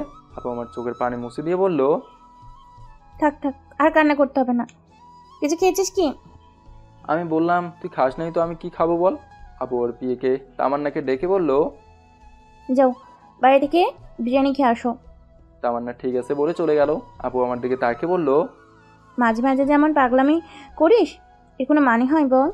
কি করব বল, যখন আমার রাগ হয় তখন আমি নিজেকে কন্ট্রোল করতে পারি না। আচ্ছা ঠিক আছে, তোরে আর কিছু বলবো না, চোখগুলো একদম লাল হয়ে আছে। আমি একটু ওয়াশরুম থেকে আসি আপু, হাত মুখে একটু পানি দিয়ে আসি। আপু ঠিক আছে বলে বলল। আচ্ছা যা, তাড়াতাড়ি আসবি। আমি আপুর কথা শুনে ওয়াশরুমে চলে গেলাম। ওয়াশরুম থেকে ফিরে এসে দেখি তামান্না খাবার নিয়ে এসেছে। তামান্না একবার চোখ ঘুরে আমার দিকে তাকিয়ে আবার বাইরে চলে গেল। আপু আমাকে ওর চেয়ারে বসিয়ে আমাকে খাইয়ে দিতে লাগলো, আর ও মাঝে মাঝে খাচ্ছে। খেতে খেতে আপুকে বললাম, আপু আজকে বাসায় চলে যাব কি? আপু বলল, তোর মন যা চাই তাই কর, আমি আর ভুলেও কিছু বলবো না। এইভাবে বলিস না আপু, আমি বলছি তো আমার আর কখনো ভুল হবে না। আচ্ছা বাবা ঠিক আছে। আচ্ছা লাদেন, তোর একটা কথা বলার ছিল। আপু বল, এর জন্য কি অনুমতি নিতে হবে? আমি বলতে চাইছি, তুই বিয়ে করবি না? এত আগে বিয়ে করব? তাছাড়া আপু ভালো মেয়ে ছাড়া বিয়ে করা যাবে না। তোর কোনো পছন্দের মেয়ে আছে লাদেন? আরে না আপু, আমি আবার কাকে পছন্দ করব? তুই যে মেয়েকে পছন্দ করবি আমি তাকেই বিয়ে করব। আপু খেতে খেতে একটা হাসি দিয়ে বলল, আচ্ছা ঠিক আছে, তবে তোর জন্য একটা সারপ্রাইজ আছে। এখন আমি এমন একটা মেয়ে খুঁজেছি যার কোনো পরিবার নেই, আর মেয়েটা অনেক ভালো, তোর অনেক ভালোবাসে। মেয়েটা থাকে কোথায় আপু? আপু আমার মাথায় হাত দিয়ে বলল, এখন বাসায় যা, বাসায় গিয়ে একটু ঘুম দে, বিকেল আমি তোর বাসায় যাব তোর দুলাভাই নিয়ে, তখন বলবো না, ঠিক আছে? আচ্ছা আপু। তাহলে এখন তুই যা, কেমন? আজকে আর তোর অফিসে আসার দরকার নেই। আমি আপুর কথা মতো অফিস থেকে বের হয়ে গেলাম। বাইক নিয়ে বাসার দিকে যেতে যেতে চিন্তা করতে লাগলাম, বাসা থেকে আর কি করব, এর থেকে বরং কলেজে চলে যাই, একটা ক্লাস করে চলে আসবো। এটাই করতে হবে, পরে ঘুমাবো না। বাসায় যাওয়ার পর দাদি যে কি বকা শুরু করলো আমাকে, আমি রাতে কোথায় ছিলাম, বাসায় কেন আসি নাই, এখন নাকি আমি বড় বেড়া হয়ে যাচ্ছি, বুড়ো মানুষ আরও কত কী যে বলছে হিসেবের বাইরে। আমি শুধু চুপচাপ কান বন্ধ করে শুনছি। গোসল করে রেডি হয়ে সুমনের নাম্বারে কল দিলাম। সুমন ফোন রিসিভ করে বলল, কি রে, তুই কি মাঝে মাঝে হারিয়ে যাস? তোর কোনো খবর নাই? রাতে বলছিলি আবার কল দিবি, কিন্তু পরে আর তোর কোনো খোঁজ খবর নাই। দূর বেড়া, একটু বেজেছিলাম। রুহি কোথায়, ও কলেজে যাবে না? না রে লাদেন, আজকে আর ও কলেজে যাবে না, ওর মাথাটা একটু ব্যথা করছে। আচ্ছা তাহলে ঠিক আছে, তোর সাথে আমি পরে কথা বলছি, এখন আমাকে কলেজে যেতে হবে। দিন দিন দেখি তুই অনেক বিজি হয়ে যাচ্ছিস। ভালো ভালো, খুব ভালো। তোর উল্টাপাল্টা কথা আর গেল না। আমি ফোন কেটে কলেজের উদ্দেশ্যে বের হলাম। মনে মনে বললাম, আজকে তাহলে কি আমাকে একাই যেতে হবে? হয়তো। বাইক নিয়ে কিছুটা সামনে গিয়ে দেখি বর্ণার রাস্তা দিয়ে হেঁটে কলেজে যাচ্ছে। আমি বর্ণার সামনে বাইক থামিয়ে বললাম, কি ম্যাডাম, আজকে একা একা কলেজে যাওয়া হচ্ছে যে? আপনার বান্ধবী কোথায়? বর্ণা মুখ বাঁকিয়ে বলল, আইসে বান্ধবীর খবর নিতে। আপনার বোন, আপনি ভালো করে জানেন ও কোথায়। আচ্ছা বর্ণা, তুমি কথা কথা এভাবে মুখ বাঁকাও কেন? আমাকে এটা বলো। আমার মুখ আমি বেঁকাবো? আপনার কোনো সমস্যা? না, আমার আবার কিসের সমস্যা হবে? এখন এত কথা না বলে উঠে পড়ো। না না বাবা, আজকে আর আপনার পিছনে উঠবো না। আজকে আবার রুই আসে নাই, একা একাই যাব। কেন যাবে না? আমি কি তোমার? এই মিয়া, আর উল্টাপাল্টা কি চিন্তা করেন? ধর, তাহলে বরং থাকো তুমি, আমি গেলাম। আরে আরে দাঁড়ান, যাবো তো আমি। না না, তোমার যাওয়ার আর কোনো দরকার নেই, তোমার তো স্বামী আছে, ওকে বলো এখানে আসবে না। বর্ণা আমার পিছনে উঠে বলল, এত কথা বলেন কেন? চলেন তো। তোমাকে আজকে রাস্তার মাঝে ফেলে দিব, মনে রেখো। বন্যা হাসি দিয়ে বলল, দেখবো নি আপনার কেমন সাহস আছে। সাহসের দেখেছো কি তুমি? ফেলে দেবো? আমাকে ভয় দেখাবেন না, আমি জানি আপনার কেমন সাহস আছে। আমি আর বন্যাকে কিছু না বলে কলেজের মাঠের ভেতরে নিয়ে গেলাম। বন্যাকে নামিয়ে বাইকটা সাইড করে আমি বন্যার সামনে চলে গেলাম। বন্যা আমার দিকে তাকিয়ে বলল, এই আপনি কি গাজা রাজা খান নাকি? হ্যাঁ, চোখগুলো কেমন লাল লাল হয়ে আছে। তোর কী সব উল্টাপাল্টা কথা বলছো তুমি? আমি আবার গাঁজা খাবো কেন? তাহলে আপনার চোখগুলো এমন হয়ে আছে কেন? আর বলো না, অফিসে গিয়ে সিগারেট খেয়েছি, আবু দেখে ফেলছিল। এই জন্য আমাকে রেগে বলছে, একা একা সিগারেট খেতে পারিস? তো একা একা তুই তোর সব কাজ শেষ করে অফিস থেকে যাবি? তুই তো জানোস আমার রাগ কেমন, এজন্য রাতে কাজ করছি। ও কি বলেন? তাই বলে সারা রাত কাজ করা লাগবে? এছাড়া কি করব বল? সকালে কিছু খেয়ে আসছেন তো? আপু বিরিয়ানি এসেছিল। এখন তাড়াতাড়ি ক্লাসে চল, দেরি হয়ে যাচ্ছে। ইংরেজি ক্লাস করতে মন যাচ্ছে না, চলেন ক্যান্টিনে গিয়ে বসে। আমি বন্যার হাত ধরে বললাম, এটা একটা গুরুত্বপূর্ণ ক্লাস, এটা মিস করা যাবে না। বন্যা আমার হাত ছাড়িয়ে বলল, আরে যাবো তো। আপনি আমার হাত ধরলে মানুষ কি মনে করবে? সবাই বলবে আমি আপনার গার্লফ্রেন্ড। আমার কিন্তু আবার জামাই আছে। ইস, তোমার মতো মেয়েকে আমার গার্লফ্রেন্ড বানানোর কোনো ইচ্ছে নেই। চল তো ক্লাসে, শুধু উল্টাপাল্টা কথা বলো। তবে ক্লাসে যেতে যেতে দেখলাম এখন কেউ আর আমার সাথে কথা বলতে আসে না, সবাই একটু হয়তো আমাকে ভয় পায়। প্রথম দিন এসে মারামারি করে যে পাওয়ার দেখাইছি, সবাই ভয় পেয়ে গেছে। ক্লাসের ভেতরে যাওয়ার পর আমি বন্যাকে বললাম, আজকে তো রুহি আসে নাই, আমি তোমার পাশে বসে। বন্যা কি বলো? বন্যা আমার মুখ বাঁকিয়ে বলল, আমার পাশে কেন আপনার বসা লাগবে? এখানে মেয়ে কম আছে, ওদের পাশে গিয়ে বসেন, আমার কিন্তু জামাই আছে। আমি রেগে বললাম, তোমার জামাই তোমার পিছনে বলতে গিয়েও আর বললাম না। মনটা চাই এই মেয়েকে মাঝে মাঝে মেরে মাটি চাপা দিয়ে দেই। আমি যেই অন্য বেঞ্চে বসবো, তখন বন্যা আমাকে হাত ধরে ওর পাশে বসিয়ে বলল, এত রাগ করেন কেন? আমি কিন্তু এমনি মজা করে বললাম। আমি রেগে বন্যাকে বললাম, মাঝে মাঝে মন চাই তোমাকে খুন করে ফেলি। আমাকে মারলে আমার হাজবেন্ড আপনাকে ছাড়বে না। দেখ বন্যা, আমি আমার হাত জোর করে অনুরোধ করে বলছি, আমার সামনে তোমার হাজবেন্ডের নাম নিবা না। আমাকে একদম পাগল বানিয়ে দিচ্ছ তুমি। চুপ করেন তো, ম্যাডাম এসে গেছে। আমি চোখ তুলে রিয়া ম্যাডামের দিকে তাকিয়ে অবাক হয়ে গেলাম। আজকে রিয়া ম্যাডাম একটু সেজে এসেছে, তবে ওনাকে শাড়িতে এতটা সুন্দর লাগছে যেটা বলার বাইরে। হঠাৎ একটা বিষয় দেখে যেন আমার একটু রাগ হলো। সেটা হলো, রিয়া ম্যাডাম আজকে তার চুল বাঁধে নাই, চুল ছেড়ে কলেজে আসছে। এটা দেখে কেমন যেন আমার একটু রাগ হলো। বুঝলাম না হঠাৎ করে কেন আমার এমন লাগলো। রিয়া ম্যাডাম আমার দিকে তাকিয়ে একটা হাসি দিল। বর্ণা আমাকে আস্তে করে বলল, এই ছেলে, আগে চশমা পরো, তোমার চোখগুলো লাল লাল হয়ে আছে। চশমা পরলে কেউ বলতে পারবে না যে চোখগুলো লাল হয়ে আছে। আমি বন্যার কথা শুনে বললাম, তোর তো ভালো বুদ্ধি আছে বলতে হবে। বন্যার কথা মতো আমি চশমা পরলাম। আর অপরদিকে রিয়া ম্যাডাম ক্লাস করতে লাগলো। রিয়া ম্যাডাম একটা বই নিয়ে কোনো একটা টপিক বোঝাতে বোঝাতে পেছনে চলে আসলো একদম আমার বেঞ্চের সামনে। আমি আস্তে করে রিয়া ম্যাডামকে শুনিয়ে বন্যাকে বলতে লাগলাম, কিরে বন্যা, এটা আবার তোর কী স্টাইল? তুই এখনকার ছাত্র হয়ে গেছিস বলে তুই খোলা চুলে কলেজে চলে আসবি? তোর কি একটু লজ্জা করে না? দেখ তো তোর দিকে কত ছেলে তাকিয়েছে, যদি লজ্জা বলে কিছু থাকে তাহলে তুই তোর চুল বেঁধে ফেল। বন্যা আমার দিকে তাকিয়ে বলল, কিরে, তুই কি মাথা খারাপ হয়ে গেছে? কি বলছিস এসব? আমি বন্যাকে কিছু না বলে ম্যাডামের দিকে তাকিয়ে আছি। রিয়া ম্যাডাম চুপটি করে মাথার চুল বেঁধে নিল। এটা দেখে আমি একটু খুশি হয়ে একটা হাসি দিলাম। বন্যা আমাকে চিমটি দিয়ে বলল, ও এই ব্যাপার, তুই আমাকে উদ্দেশ্য করে প্রিয়া ম্যাডামকে এসব কথাগুলো বললি? কি ব্যাপার লাদেন, কাহিনী কি বলতো? ধুর, এখানে কোনো কাহিনী নাই, তুই একটু চুপ করে বসে থাকতে পারিস না? রিয়া ম্যাডাম এবার আমার দিকে তাকালো। আমি হাত দিয়ে ইশারা করে দেখে বললাম, এখন খুব ভালো লাগছে ম্যাডাম। রিয়া ম্যাডাম আবার আরেকটা মুচকে হাসি দিয়ে ক্লাস করতে লাগলো। বন্যা তো আমার দিকে তাকিয়ে আছে, ও শুধু বলছে, কেমনে কি লাদেন, তুই ম্যাডামের এত কাছে কিভাবে গেলি? বন্যা মেজাজ গরম করবি না, আর এখানে কোনো কাহিনী নাই। রিয়া ম্যাডামকে আমি একটা অ্যাক্সিডেন্ট থেকে বাঁচিয়েছিলাম, এর জন্য তিনি হয়তো আমার সাথে একটু কথা বলেন। একটু না, আমাকে তোর শিখাতে হবে না, আমি বুঝি সবই বুঝি। দেখ বন্যা, তুই উল্টাপাল্টা কিছু চিন্তা বাদ দিবি। আজকে তুই ক্লাস থেকে বের হ আগে। কি করবি পরে তুই? তোর মাথায় নিয়ে নাচবো, আগে বের হ তুই। ক্লাস শেষ করে বেরোতেই বন্যা আমাকে বলল, ওই ম্যাডাম তোর সাথে এভাবে কথা বলে কেন? আমাকে বল, ম্যাডাম তোর কি হয়? দেখ বন্যা, আমি তোরে কতবার বলবো বল, ম্যাডাম আমার কিছু হয় না। আচ্ছা তোর একটা উদাহরণ দেখাই। বল। আজকে যদি আমি তোরে মরার হাত থেকে বাঁচাই, তাহলে তুই আমার সাথে কথা বলবি না বল? তেমনই করে রিয়া ম্যাডাম এমন একটা অবস্থায় পড়ছিল, আমি ওনাকে বাঁচিয়েছিলাম। তোদের বিষয় তোদের মাঝে থাক, আমি আর কিছু শুনতে চাই না। আচ্ছা তুই এখানে একটু দাঁড়া, আমি যাবো আর আসবো। কোথায় যাবি? আরে তোরে আমি বলছি না, তুই এখানে একটু দাঁড়া। আচ্ছা ঠিক আছে, তাড়াতাড়ি আসবি। আমি বন্যাকে রেখে অফিস রুমের সামনে চলে যেতে লাগলাম। এই তো রিয়া ম্যাডাম বের হচ্ছে অফিস রুম থেকে, হয়তো তিনি অন্য কোনো ক্লাসে যাবেন।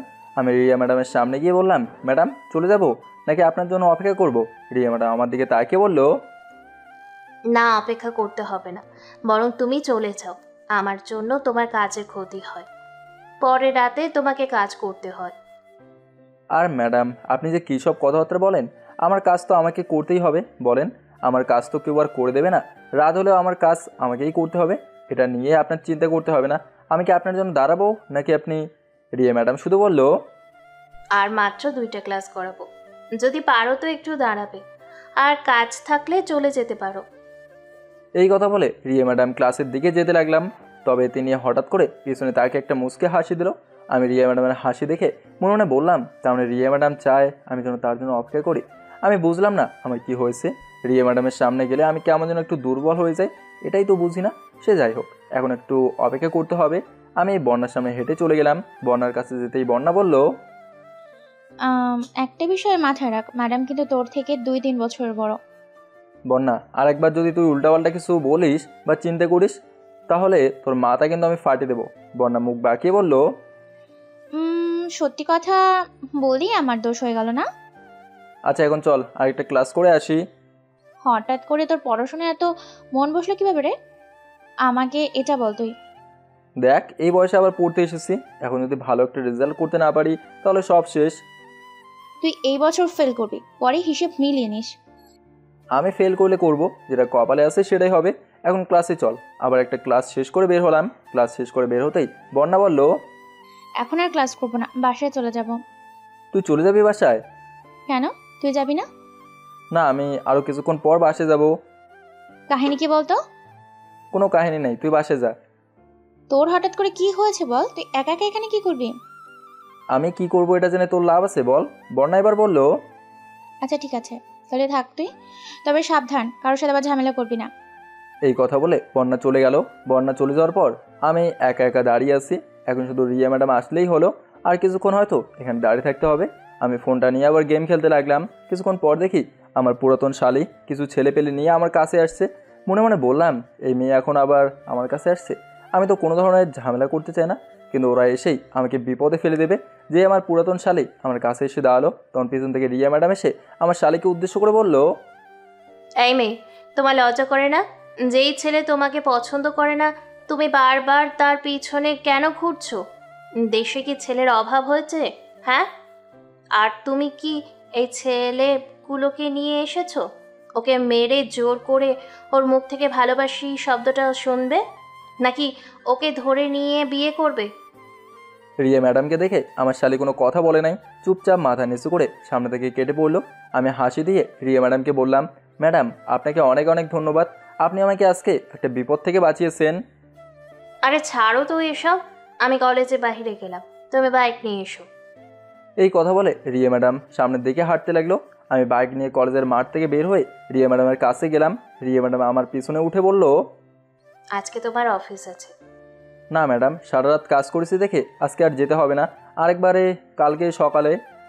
আচ্ছা ঠিক আছে, তাহলে একটা নিরিবিলি পরিবেশে নিয়ে চলো, এখানে আসার পরে কোথাও যাওয়া হয় না। ঠিক আছে ম্যাডাম, আপনি শুধু বসে থাকেন, আমি আপনাকে নিয়ে যাচ্ছি। রিয়া ম্যাডামকে নিয়ে একটা নদীর কাছে চলে গেলাম। এখানে আশেপাশে তেমন কেউ নেই। রিয়া ম্যাডাম বাইক থেকে নেমে নদীর সামনে গিয়ে ঘাসের উপর বসলো। আমি বাইক রেখে রিয়া ম্যাডামের কাছে গিয়ে তার থেকে কিছুটা দূরে বসলাম। রিয়া ম্যাডাম এক দৃষ্টিতে নদীর পানের দিকে তাকিয়ে আছে। হঠাৎ রিয়া ম্যাডামের দিকে আমি তাকিয়ে দেখি তিনি চোখের পানি মুছছেন। আমি রিয়া ম্যাডামকে কান্না করতে দেখে বোকা হয়ে গেলাম। শুধু বললাম, ম্যাডাম আপনি কান্না করছেন, আমাকে কি কেউ কিছু বলেছে? রিয়া ম্যাডাম মন খারাপ করে বলল, আমার জীবনটাই এমন লাদেন, তুমি বুঝবে না। নদীর পানিতে একদিন গোসল করার খুব ইচ্ছে আছে। আমার যদি সেই সুযোগ থাকতো তাহলে আমি আপনাকে নিয়ে আসতাম। থাক, বাদ দাও। তারপর বলো, তোমার কি খবর? আমার আবার কিসের খবর ম্যাডাম, তবে আপনাকে একটা কথা বলার ছিল। কি হলো বলো? না মানে আজকাল দেশের অবস্থা বেশি একটা ভালো না। কেউ যদি আমাকে আপনার সাথে দেখে ফেলে তাহলে বলবে একজন শিক্ষক আর একজন ছাত্র। আরে তুমি সমাজের কথা বাদ দাও তো, কে কি বলবে এটা দেখে লাভ আছে? বড় কথা হলো আমরা ঠিক থাকলেই হবে। জি ম্যাডাম। ম্যাডাম কিছু মনে না করলে একটা জিজ্ঞেস করবো কথা। বলো। আপনার বয়ফ্রেন্ড বা হাজব্যান্ড আছে নাকি আন্টি আপনার বিয়ের বিষয়ে? এইসব জেনে তোমার লাভ আছে? ম্যাডাম আমি আপনার ছাত্র, আমি জানি এসব আমার বলা উচিত হয় নাই, কিন্তু আপনার বয়স ম্যাম দিন দিন বেড়ে চলছে, এজন্য বললাম আর কি। রিয়া ম্যাডাম এবার একটা মুচকে হাসি দিয়ে বলল, কেন, আমি বুঝি বুড়ি হয়ে যাচ্ছি? আরে কি যে বলেন না আপনি ম্যাডাম, আপনি এতটা সুন্দর যে আপনার পাশে 2-3 জন মেয়ে দাঁড়ালে ওরা কিছুই না আপনার কাছে। থাক, আর মিথ্যে কথা বলতে হবে না, বাদ দাও। তবে একটা কথা জেনে রাখো, আমি আমার সাথে কাউকে জড়িয়ে ও জীবন নষ্ট করতে পারি না। এই জন্য হয়তো আজও আমি একা। মনে মনে বললাম, তার মানে রিয়া ম্যাডাম একটু কষ্টের ভিতরে আছে, কেন যেন আমার এসব জানতে খুব ইচ্ছে করছে। আমি জানি রিয়া ম্যাডাম আমাকে কিছু বলবে না, আমাকে আন্টির কাছ থেকেই সব কিছু জানতে হবে। রিয়া ম্যাডাম আমাকে বলল, তা তোমার জন্য কি বউ দেখতে হবে? আরে না ম্যাডাম, কি যে বলেন, এত আগে বিয়ে করব না, দেরি আছে। আচ্ছা এখন চলো, দেরি করা যাবে না, এমনিতে অনেকটাই সময় চলে গেছে। চলেন ম্যাডাম। রিয়া ম্যাডাম আমার পিছনে উঠে বলল, একটা ফুচকার দোকানের সামনে গিয়ে দাঁড়াবে। আমি আচ্ছা বলে বাইক চালাতে লাগলাম। হঠাৎ করে বললাম, ম্যাম একটু আস্তে ধরেন, আমার কেমন যেন লাগছে। রিয়া ম্যাডাম আমার কথা শুনে তার হাত পিছনে ধরে আমাকে ছেড়ে দিল। মনে মনে বললাম, ভালো একটা অনুভূতি ফিলিংস হচ্ছিল, এটাও আবার হাত ছাড়া করে দিলাম। আমি কি সত্যি বেক্কাল টেক্কাল? আমি আবার বললাম, ম্যাডাম ছাড়তে বলছি দেখে আপনি আমাকে ছেড়ে দেবেন, আমি কিন্তু পরে অ্যাক্সিডেন্ট করলে আমাকে বকা দেবেন না। রিয়া ম্যাডাম আমাকে আবার ধরে হাসতে হাসতে বলল, তুমি সত্যিই অনেক বোকা। বলেন বলেন, সমস্যা নেই ম্যাডাম। আমি রিয়া ম্যাডামকে নিয়ে একটা ফুচকার দোকানের সামনে নামিয়ে বললাম, আপনি বাইকের উপর বসে থাকেন ম্যাডাম, নিচে নামার দরকার নেই, আমি আপনার জন্য ফুচকা নিয়ে আসছি। রিয়া ম্যাডাম বলল, আচ্ছা ঠিক আছে। আমি বাইক থেকে নেমে রিয়া ম্যাডামের জন্য ফুচকা নিয়ে ওনার হাতে দিলাম।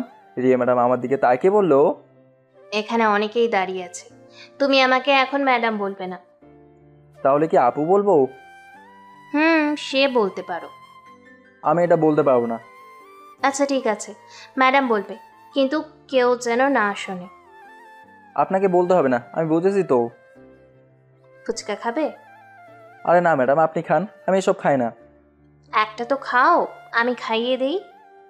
দরকার নেই, আমি খাবো না। লাদেন, হাঁ করো বলছি। কি আর করার, উপায় না পেয়ে হা করে নিলাম। রিয়া ম্যাডাম আমাকে ফুচকা খাইয়ে দিল।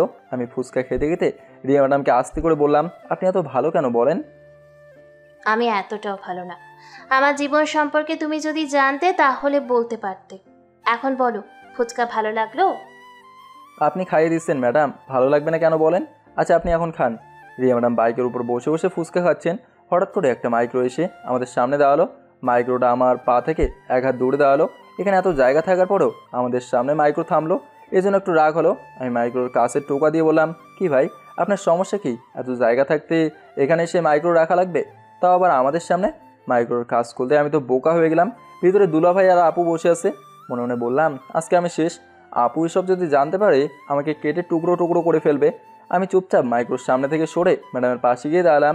আপু গাড়ি থেকে নেমে রিয়া ম্যাডামকে উদ্দেশ্য করে বলল, এই মেয়ে, তোমার নাম কি? আর এই ছেলে তোমার সাথে কি করে? রিয়া ম্যাডাম ফুচকাগুলো আমার হাতে দিয়ে রেগে বাইক থেকে নেমে বলল, আপনি কে আমাদের এসব বলার? এক তো আমাদের সামনে গাড়ি রাখছেন, আবার কি সব কথা বলছেন আপনি? আমি হাতে ইশারা করে আপুকে বললাম, প্লিজ আপু তুই কিছু মনে করিস না, এই মেয়ে আমার ম্যাডাম হন, তোরে আমি পরে সব কিছু বলবো, প্লিজ তুই আর কিছু বলিস না। আর এখানে আপু আমার দিকে তাকিয়ে রেগে ইশারা করে বলল, আজকে শুধু বাসায় দেখ তোর কি অবস্থা করি আমি। এই কথা বলে আপু আবার গাড়িতে উঠে চলে গেল।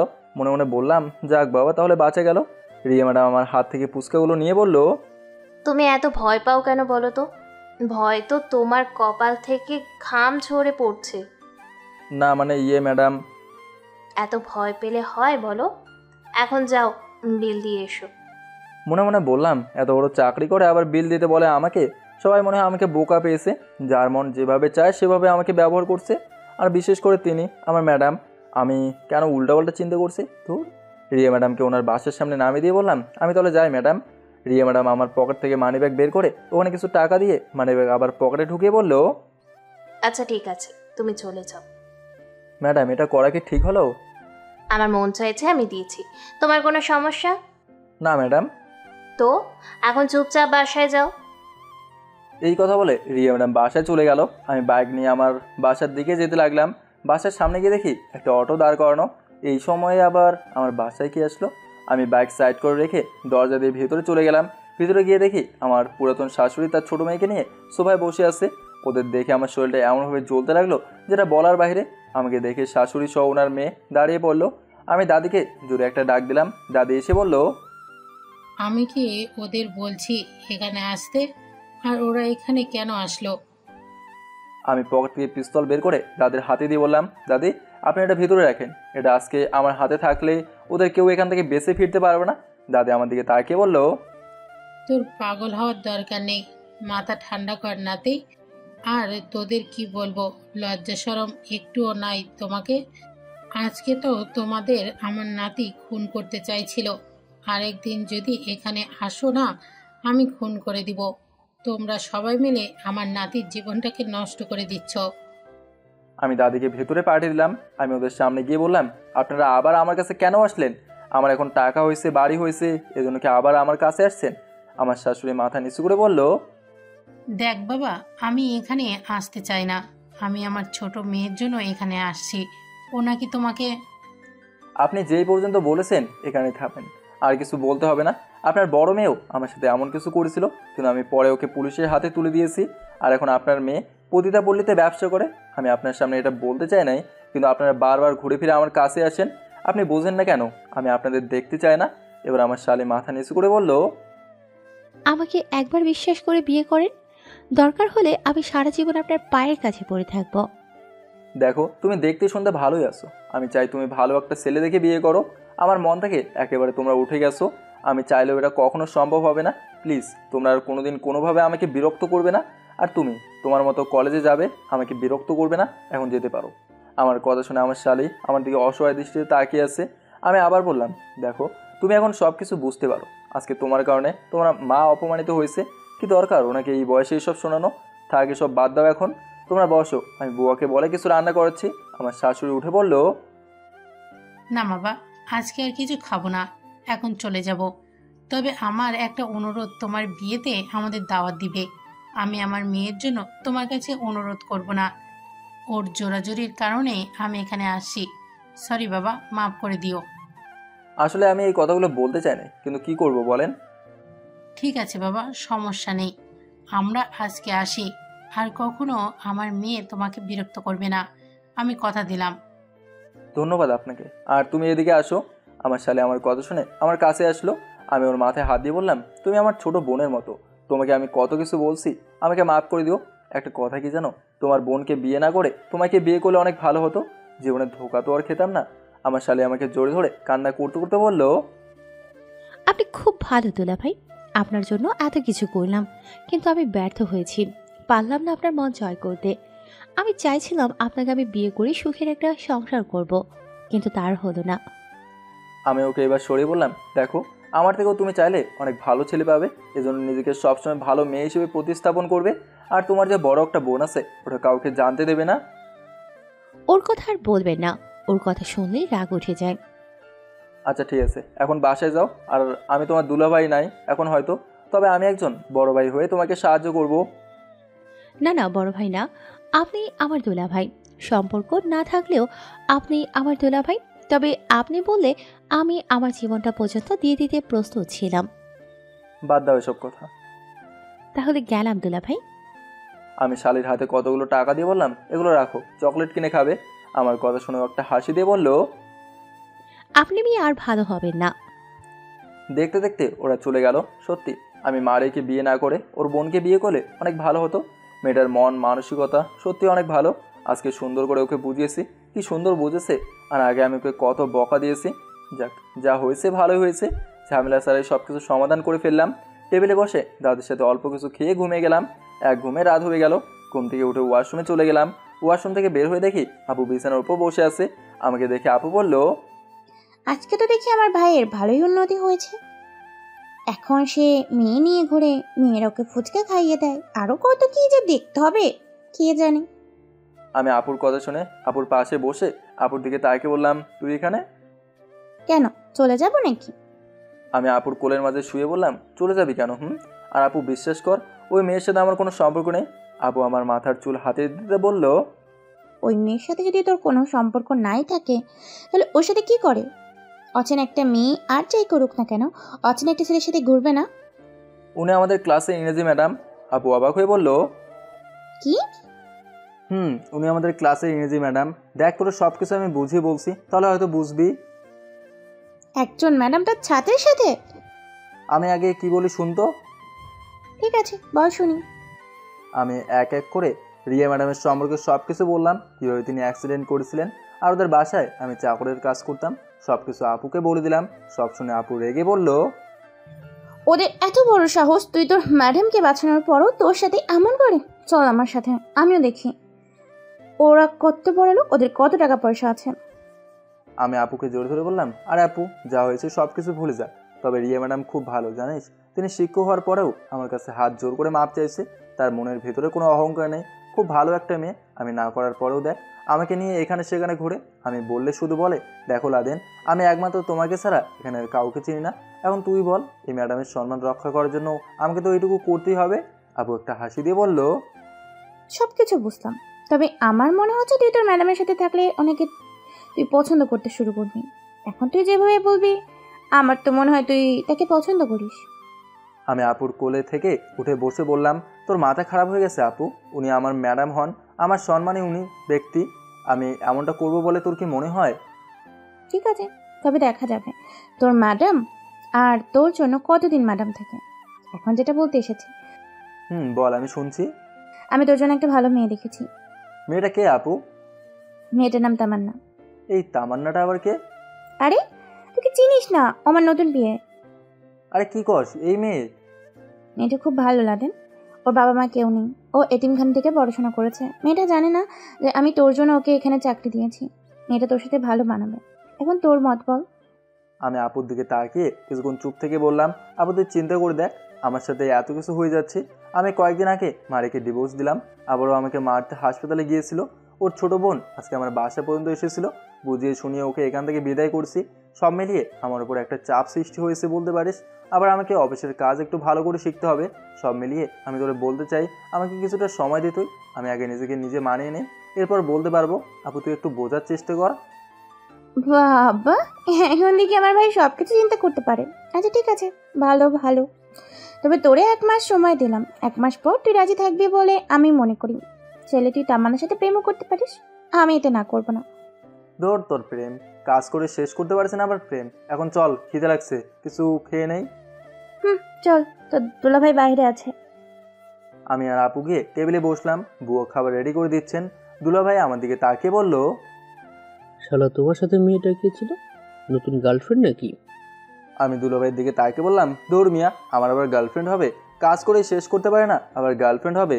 আপুর কাছে সব কিছু বলেছি, আপনি আপুকে জিজ্ঞাসা করলে সব কিছু জানতে পারবেন। আপু আর দুলাভাই খাবার খেয়ে চলে গেল। আমি সুমনকে কল করে আমার বাসার ঠিকানা দিয়ে আসতে বললাম।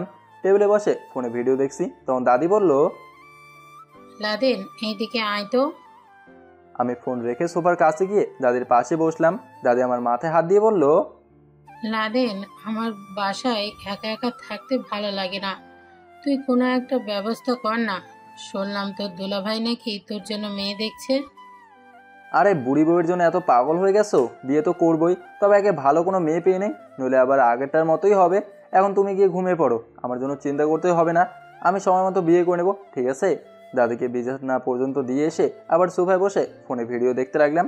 কিছুক্ষণ পর দরজায় কলিং বেলের শব্দ শুনতেই দরজা খুলে দিলাম। সুমন বাসার ভিতরে ঢুকতে ঢুকতে বলল, বাবা, তোর বোন তো দেখি তোকে সেই একটা বাসা গিফট করেছে। আমি আমার রুমে যেতে যেতে বললাম, এখানে হয়তো কয়েকদিন থাকতে পারি, পরে নতুন বাসা নিতে হবে। তুই তো জানিস আপু পরের সংসার করে, এজন্য আমি আমার আপুকে কষ্ট দিতে পারি না। সুমন আমার রুমে বসে সিগারেট জ্বালিয়ে বলল, খাবি নাকি ছেড়ে দিছাস? আমি সুমনের হাত থেকে সিগারেট নিয়ে জোরে টান দিয়ে বললাম, আরে ছেড়ে দেবো কেন বল, তবে আপুর সামনে খাওয়া যাবে না, আর একদিন যদি আপুর সামনে পড়ি না, আমাকে তো আর দেশেই রাখবে না। তো এখন বল তোর কি অবস্থা? আমি কিছু না বলে সিগারেট খেয়ে শেষ করে চোখের পানি ছেড়ে কান্না করতে লাগলাম। সুমনকে জোরে ধরে বললাম, সুমন আমি না চাইতে অনেক বড় ভুল করে ফেলেছি, আমি আমার মনকে ঠিক রাখতে পারি নাই। সুমন আমার মাথায় হাত দিয়ে বলল, আরে কান্না বন্ধ কর লাদেন, তোরা কান্না করিস না, কি হয়েছে তাই বল আমাকে।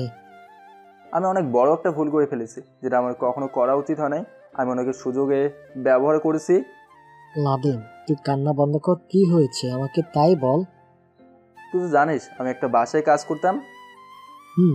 আমি তোকে ওখানে পাঠিয়েছিলাম। কি হয়েছে এখন আমাকে বল। সব কিছু ঠিকঠাক ছিল। বাড়িওয়ালার ছোট মেয়ে মাঝে মধ্যে আমাকে অপমান করতো, এতে আমি কিছু মনে করতাম না। তবে রিয়া ম্যাডাম আসার পর আমার জীবন পরিবর্তন হয়ে গেল। আমি সুমনকে রিয়া ম্যাডামের সম্পর্কে সব কিছু বলতে লাগলাম। সব শুনে সুমন বলল, সব কিছু তো বুঝলাম, এখানে কান্না করার কি বিষয় হলো সেটা বল। হয়তো রিয়া আপু তোকে বিশ্বাস করে, এই জন্য তোর সাথে ঘুরে ফিরে। বিদেশ থেকে আসার পরে একমাত্র হয়তো তোকেই একটু বিশ্বাস করে।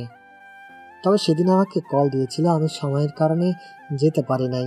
এখানে কান্না করার কি আছে এটাই বুঝলাম না। আমি মাথা নিচু করে বললাম, কখনো যে আমার এমন দিন আসবে আমি এটাই বুঝি নাই। রিয়া ম্যাডাম এত ভালো একটা মেয়ে যেটা বলার বাইরে। আমি ওনাকে খুব কাছ থেকে দেখেছি, ওনার ব্যবহার এত ভালো যেটা বলার বাইরে। কখনো তিনি কোনো বিষয় নিয়ে অহংকার করে না। তবে সবচেয়ে লজ্জাজনক কথা হলো, আমি রিয়া ম্যাডামকে পছন্দ করতে শুরু করেছি। আমি জানি উনি আমার ম্যাডাম হন, কিন্তু আমি আমার মনের বিরুদ্ধে গিয়ে ওনাকে কখন যে একটু একটু পছন্দ করে ফেলেছি নিজেও বলতে পারে না। আজকে আমার আপু আমাকে বিয়ের কথা বলেছিল, আমার যেন ও মেয়ে দেখেছে। আমি কিছুদিনের সময় নিয়েছি, এখন তুই বল আমি কি করব। আমি মনে মনে যা অনুমান করেছিলাম তাই হলো। জানি একটা ছেলে একটা মেয়ের এমন কাছে গেলে এমন কিছু একটা হবেই। ভাবেন ও তোর ম্যাডাম হয়, এসব কেউ কিছু মানবে না। আমার আপু তোর থেকে 3 বছরের বড় হয়। সুমন, তুই আমার বন্ধু, আমি জানি তুই আমাকে সবসময় সাপোর্ট করবি। সুমন কিছুক্ষণ চুপচাপ থেকে বলল, অনেক বড় বিপদে ফেলে দিলি আমাকে। আচ্ছা আপু তোর বিষয়ে সবকিছু জানি কি?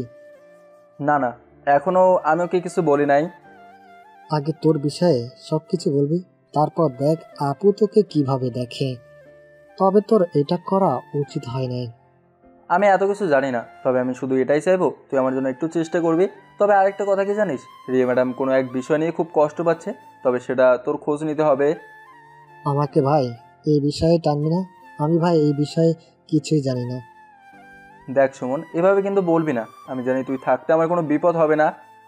ইস ভাই, কি এক মহা মুশকিলে ফেলে দিলি। আচ্ছা এখন আমার সাথে চল। কোথায় যাবে আবার তুই? রিয়া ম্যাডাম ফুচকা খেতে খুব ভালোবাসেন, ওনাকে ফুচকা দিয়ে আসি, চল। এখন রাত কটা হয়েছে দেখছস? তুই যাবি কিনা তাই বল, নাহলে আমি একাই যাব। ম্যাডাম এখানে একটু শান্ত হয়ে বস, একদম মাথা ঠান্ডা করে বস। বল তুই। মাথা আমার ঠান্ডাই আছে। তুই কি শিওর রিয়া ম্যাডামকে প্রস্তাব দিলে ম্যাডাম রাজি হবে? অবশ্যই হবে, উনি তো ওনার পরিবারের কথা ফেলবেন না। আমার আপুকে দিয়ে বিয়ের প্রস্তাব পাঠাবো, যদি রাজি না হয় তোর আম্মুকে পাঠাবো। তোরা তো খুব কাছের, আমি জানি তোদের কথা ফেলবেন না। তোকে এখন যাই বলি তুই বুঝবি না। ঠিক আছে চল। কি আর করার, বন্ধুকে তো আর বিপদে ফেলা যাবে না। বাসা থেকে বের হয়ে সুমনকে বললাম, কালকে তুই রিয়া ম্যাডামের বাড়িতে যাবি, আর উনি সবসময় কেন কষ্টের ভিতরে থাকে এটা একটু জেনে আসবি। আমি জানতে চাই ওনার কী এমন হয়েছে যার জন্য সেদিন কান্না করেছিল। আচ্ছা সমস্যা নেই, আমি এটা বের করে ফেলবো, তোকে বলতে হবে না।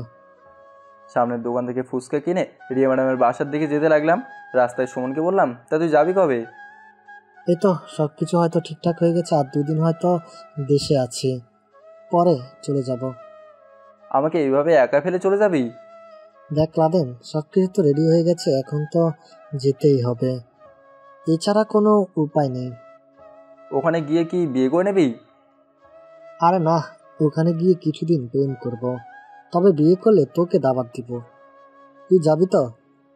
তুই সব কিছু রেডি করে দিস, তাহলে যাবো নে। সে করে দেবনি, তোকে চিন্তা করতে হবে না। এখন কি আমি গেটের বাইরে দাঁড়িয়ে থাকবো? তুই একা একা যেতে পারবি তো? তুই এখানেই থাক, আমি ভেতরে একাই যেতে পারবো। শোন আচ্ছা বলে দাঁড়িয়ে গেল। আমি চুপচাপ ধীরে ধীরে ভেতরে চলে গেলাম। সেদিনের মতো মইটার নিচে পড়ে আছে। আমি মইটাকে আস্তে করে উঠিয়ে ধীরে ধীরে রিয়া ম্যাডামের জানলার পাশে চলে গেলাম। তবে জানালা ভেতর থেকে আটকানো, ভিতরে স্পষ্টভাবে দেখা যাচ্ছে রিয়া ম্যাডামের পাশে একটা ডিম লাইট জ্বালানো আছে, যার কারণে রিয়া ম্যাডামের ঘুমন্ত চেহারাটা উজ্জ্বল আলোর মতো চকচক করছে। আমি জানলা ধরে হালকা ভিতরে ঠেলা দিলাম, তখন জানালাটা খুলে গেল। আমি চুপটি করে ভেতরে চলে গেলাম। রিয়া ম্যাডাম কি সুন্দর করে ঘুমিয়ে আছেন। মনটা চাইছে ওনার কপালে একটা চুমু দেই। আমি যদিও ওনার কপালে চুমু দেই উনি কিছুই বলতে পারবেন না, তবে আমি এমনটা করব না। আমি রিয়া ম্যাডামের সুযোগ নেব না, আমি ওনার অনুমতি ছাড়া কিছুই যে করতে পারবো না। ফুচকাগুলো নিচে রেখে রিয়া ম্যাডামের ফোনটা হাতে নিলাম। রিয়া ম্যাডামের ফোনে কোনো লক দেওয়া নেই, তবে ওনার ফোনে হয়তো ওনার পার্সোনাল কিছু থাকতে পারে। এই জন্য আমি সরাসরি অ্যালার্মে চলে গেলাম। এখন বাজে 11টা। রিয়া ম্যাডামের ফোনে অ্যালার্ম দিলাম 11টা বেজে 30 মিনিট। যেন আমি চলে যাওয়ার পর উনি সজাগ হয়ে যায়। রিয়া ম্যাডামের টেবিল থেকে একটা সাদা কাগজ নিয়ে লিখতে লাগলাম, ম্যাডাম আমি জানি আপনি ফুচকা খেতে খুব পছন্দ করেন, এই জন্য এত রাতে আপনার জন্য ফুচকা নিয়ে আসলাম। আপনি না বললেন, আপনি ছাড়া আপনি কাউকে এখানে তেমন চেনেন না, এজন্য আমি আপনার পাশে সবসময় আসি। আমি আপনাকে ডাকতে চেয়েছিলাম, তবে আপনার ঘুমন্ত চেহারাটা আমার কাছে খুব ভালো লাগছে, এজন্য একটু আপনাকে ডাকলাম না। দেখলাম কিছু একটা মনে করবেন না আমার কথায়, আপনি আমার ম্যাডাম, আপনাকে আমি খুব সম্মান করি। আমি চলে গেলাম। টেবিলের উপর ফুচকা রাখা আছে, খেয়ে ঘুমিয়ে নেবেন আর আমাকে কল দেবেন না। এখন আপনি খেয়ে ঘুমিয়ে যান, পরে দরকার হলে সকালে কল দেবেন। ম্যাডাম আর একটা কথা বলি, আপনি আমাকে যেভাবে বিশ্বাস করেন আমি আর মূল নিজের জীবন দিয়েও হলেও দিব। তবে আপনি খুব সুন্দর ম্যাডাম, প্রশংসা করে আমি শেষ করতে পারবো না। আপনাকে ডেকে দিতে চেয়েছিলাম, তবে পারলাম না। আপনার ঘুমন্ত চেহারার দিকে তাকিয়ে আমার মায়া লেগে গেল। থাক ম্যাডাম, আর কিছু লিখলাম না, খেয়ে ঘুমিয়ে যাবেন। আর আমি কে আপনি নিশ্চয়ই চিনে গেছেন, এই জন্য আমার নামটা লিখলাম না। আল্লাহ হাফেজ। কাগজটা ম্যাডামের পাশে রেখে এর উপরে ফোনটা রাখলাম, যাতে অ্যালার্মের আওয়াজে শুনে ম্যাডামের ঘুম ভেঙে যায়। আমি আবার জানলা দিয়ে বের হয়ে বাইরে থেকে জানলা বন্ধ করে দিলাম। মই দিয়ে নেমে মইটা নিচে রেখে গেটের বাইরে চলে এলাম। আমাকে দেখে সুমন এগিয়ে এসে বলল, কি রে, এত দেরি করলি কেন? আমি তো ভেবেছিলাম ধরা খেয়ে গেলি নাকি, এই জন্য আরো আমি ভিতরে যেতে চেয়েছিলাম। তোর কি মনে হয় আমি ধরা খেয়ে যাবো বেটা? এতটা বোকা আমি নই। এত রাতে এসবের কোনো পাগলামির মানে হয় বল? তুই এসব বুঝবি না, আমার উপর যেন রিয়া ম্যাডামের একটা আলাদা মায়া জন্ম নেয়, এই জন্য এমন করছি। আমি এখন তোর সাথে এত বেশি থাকি না কেন জানিস? কারণ তুই এখন সব কিছু শিখে গেছিস, নিজে নিজে চলতে পারিস। এই দেখ, আমার থেকে চিন্তা ভাবনা তোর একদম আলাদা হয়ে গেছে। তবে আমি এটা বলতে পারি, তুই হারবি না। তুই এত রাতে যেভাবে এসে আপুকে সারপ্রাইজ দেস, জানি রিয়া আপুর মনে তোর জন্য মায়া জন্ম নেবে। আমি তো এটাই চাই বেটা। তবে তোরে আমি সকালে কল দেবো, তুই কিন্তু অফিসে যাবি। অফিসে গিয়ে কি করব? আরে তোরে আমি যেটা বললাম সেটা করবি, এত কথা বলিস কেন? 2 দিন পর তো চলে যাবি, এখন আমাকে কিছু সাহায্য কর তুই। আচ্ছা ঠিক আছে। সুমনকে বিদায় দিয়ে আমি আমার বাসায় চলে গেলাম। বাসায় গিয়ে বিছানার উপর পরেই ঘুমিয়ে গেলাম। ঘুম ভাঙলো ফোনের আওয়াজে। ফোনের স্ক্রিনে তাকে দেখি এখন 6টা বেজে 3 মিনিট। তোর বাবা, এত সকাল সকাল আবার কি কল দিয়েছে? ফোনটা রিসিভ করে ঘুম ঘুম কণ্ঠে বললাম, হ্যালো, কে বলছেন? লাদেন, এখনো কি ঘুম থেকে ওঠো নাই? রিয়া ম্যাডাম নাকি? এত সকাল সকাল কল দিয়ে ঘুমটা নষ্ট করে দিলেন। তাহলে ফোন কেটে দেবো কি? না ম্যাডাম, তার আর দরকার নেই। এখন উঠে ওয়াশরুমে গিয়ে ফ্রেশ হয়ে নাও, আমি পরে তোমাকে কল দিবনি। ফোন কাটার দরকার নেই ম্যাডাম, কিছু কি বলবেন নাকি? এত ঘুমাও কিভাবে? আর এত রাতে আমার বাসায় আসার কি দরকার ছিল? ম্যাডাম আমি জানি আপনি ফুচকা খুব পছন্দ করেন, এই জন্য আপনাকে ফুচকা দিতে গিয়েছিলাম। আমাকে তুমি ডেকে দিলে না কেন? আপনি খুব সুন্দর ম্যাডাম। কি? না মানে ম্যাডাম, আপনার ঘুমন্ত চেয়ারের দিকে তাকিয়ে আমি আপনাকে ডাক দিতে পারি নাই, এই জন্য চলে আসছি। এমন পাগলামো কেউ করে বলো? আপনি বলছেন না আমি ছাড়া আপনি কাউকে তেমন চেনেন না, আর আপনি রাতে আমাকে কল দিলেন না কেন? তোমাকে সব সময় বিরক্ত করে কি লাভ?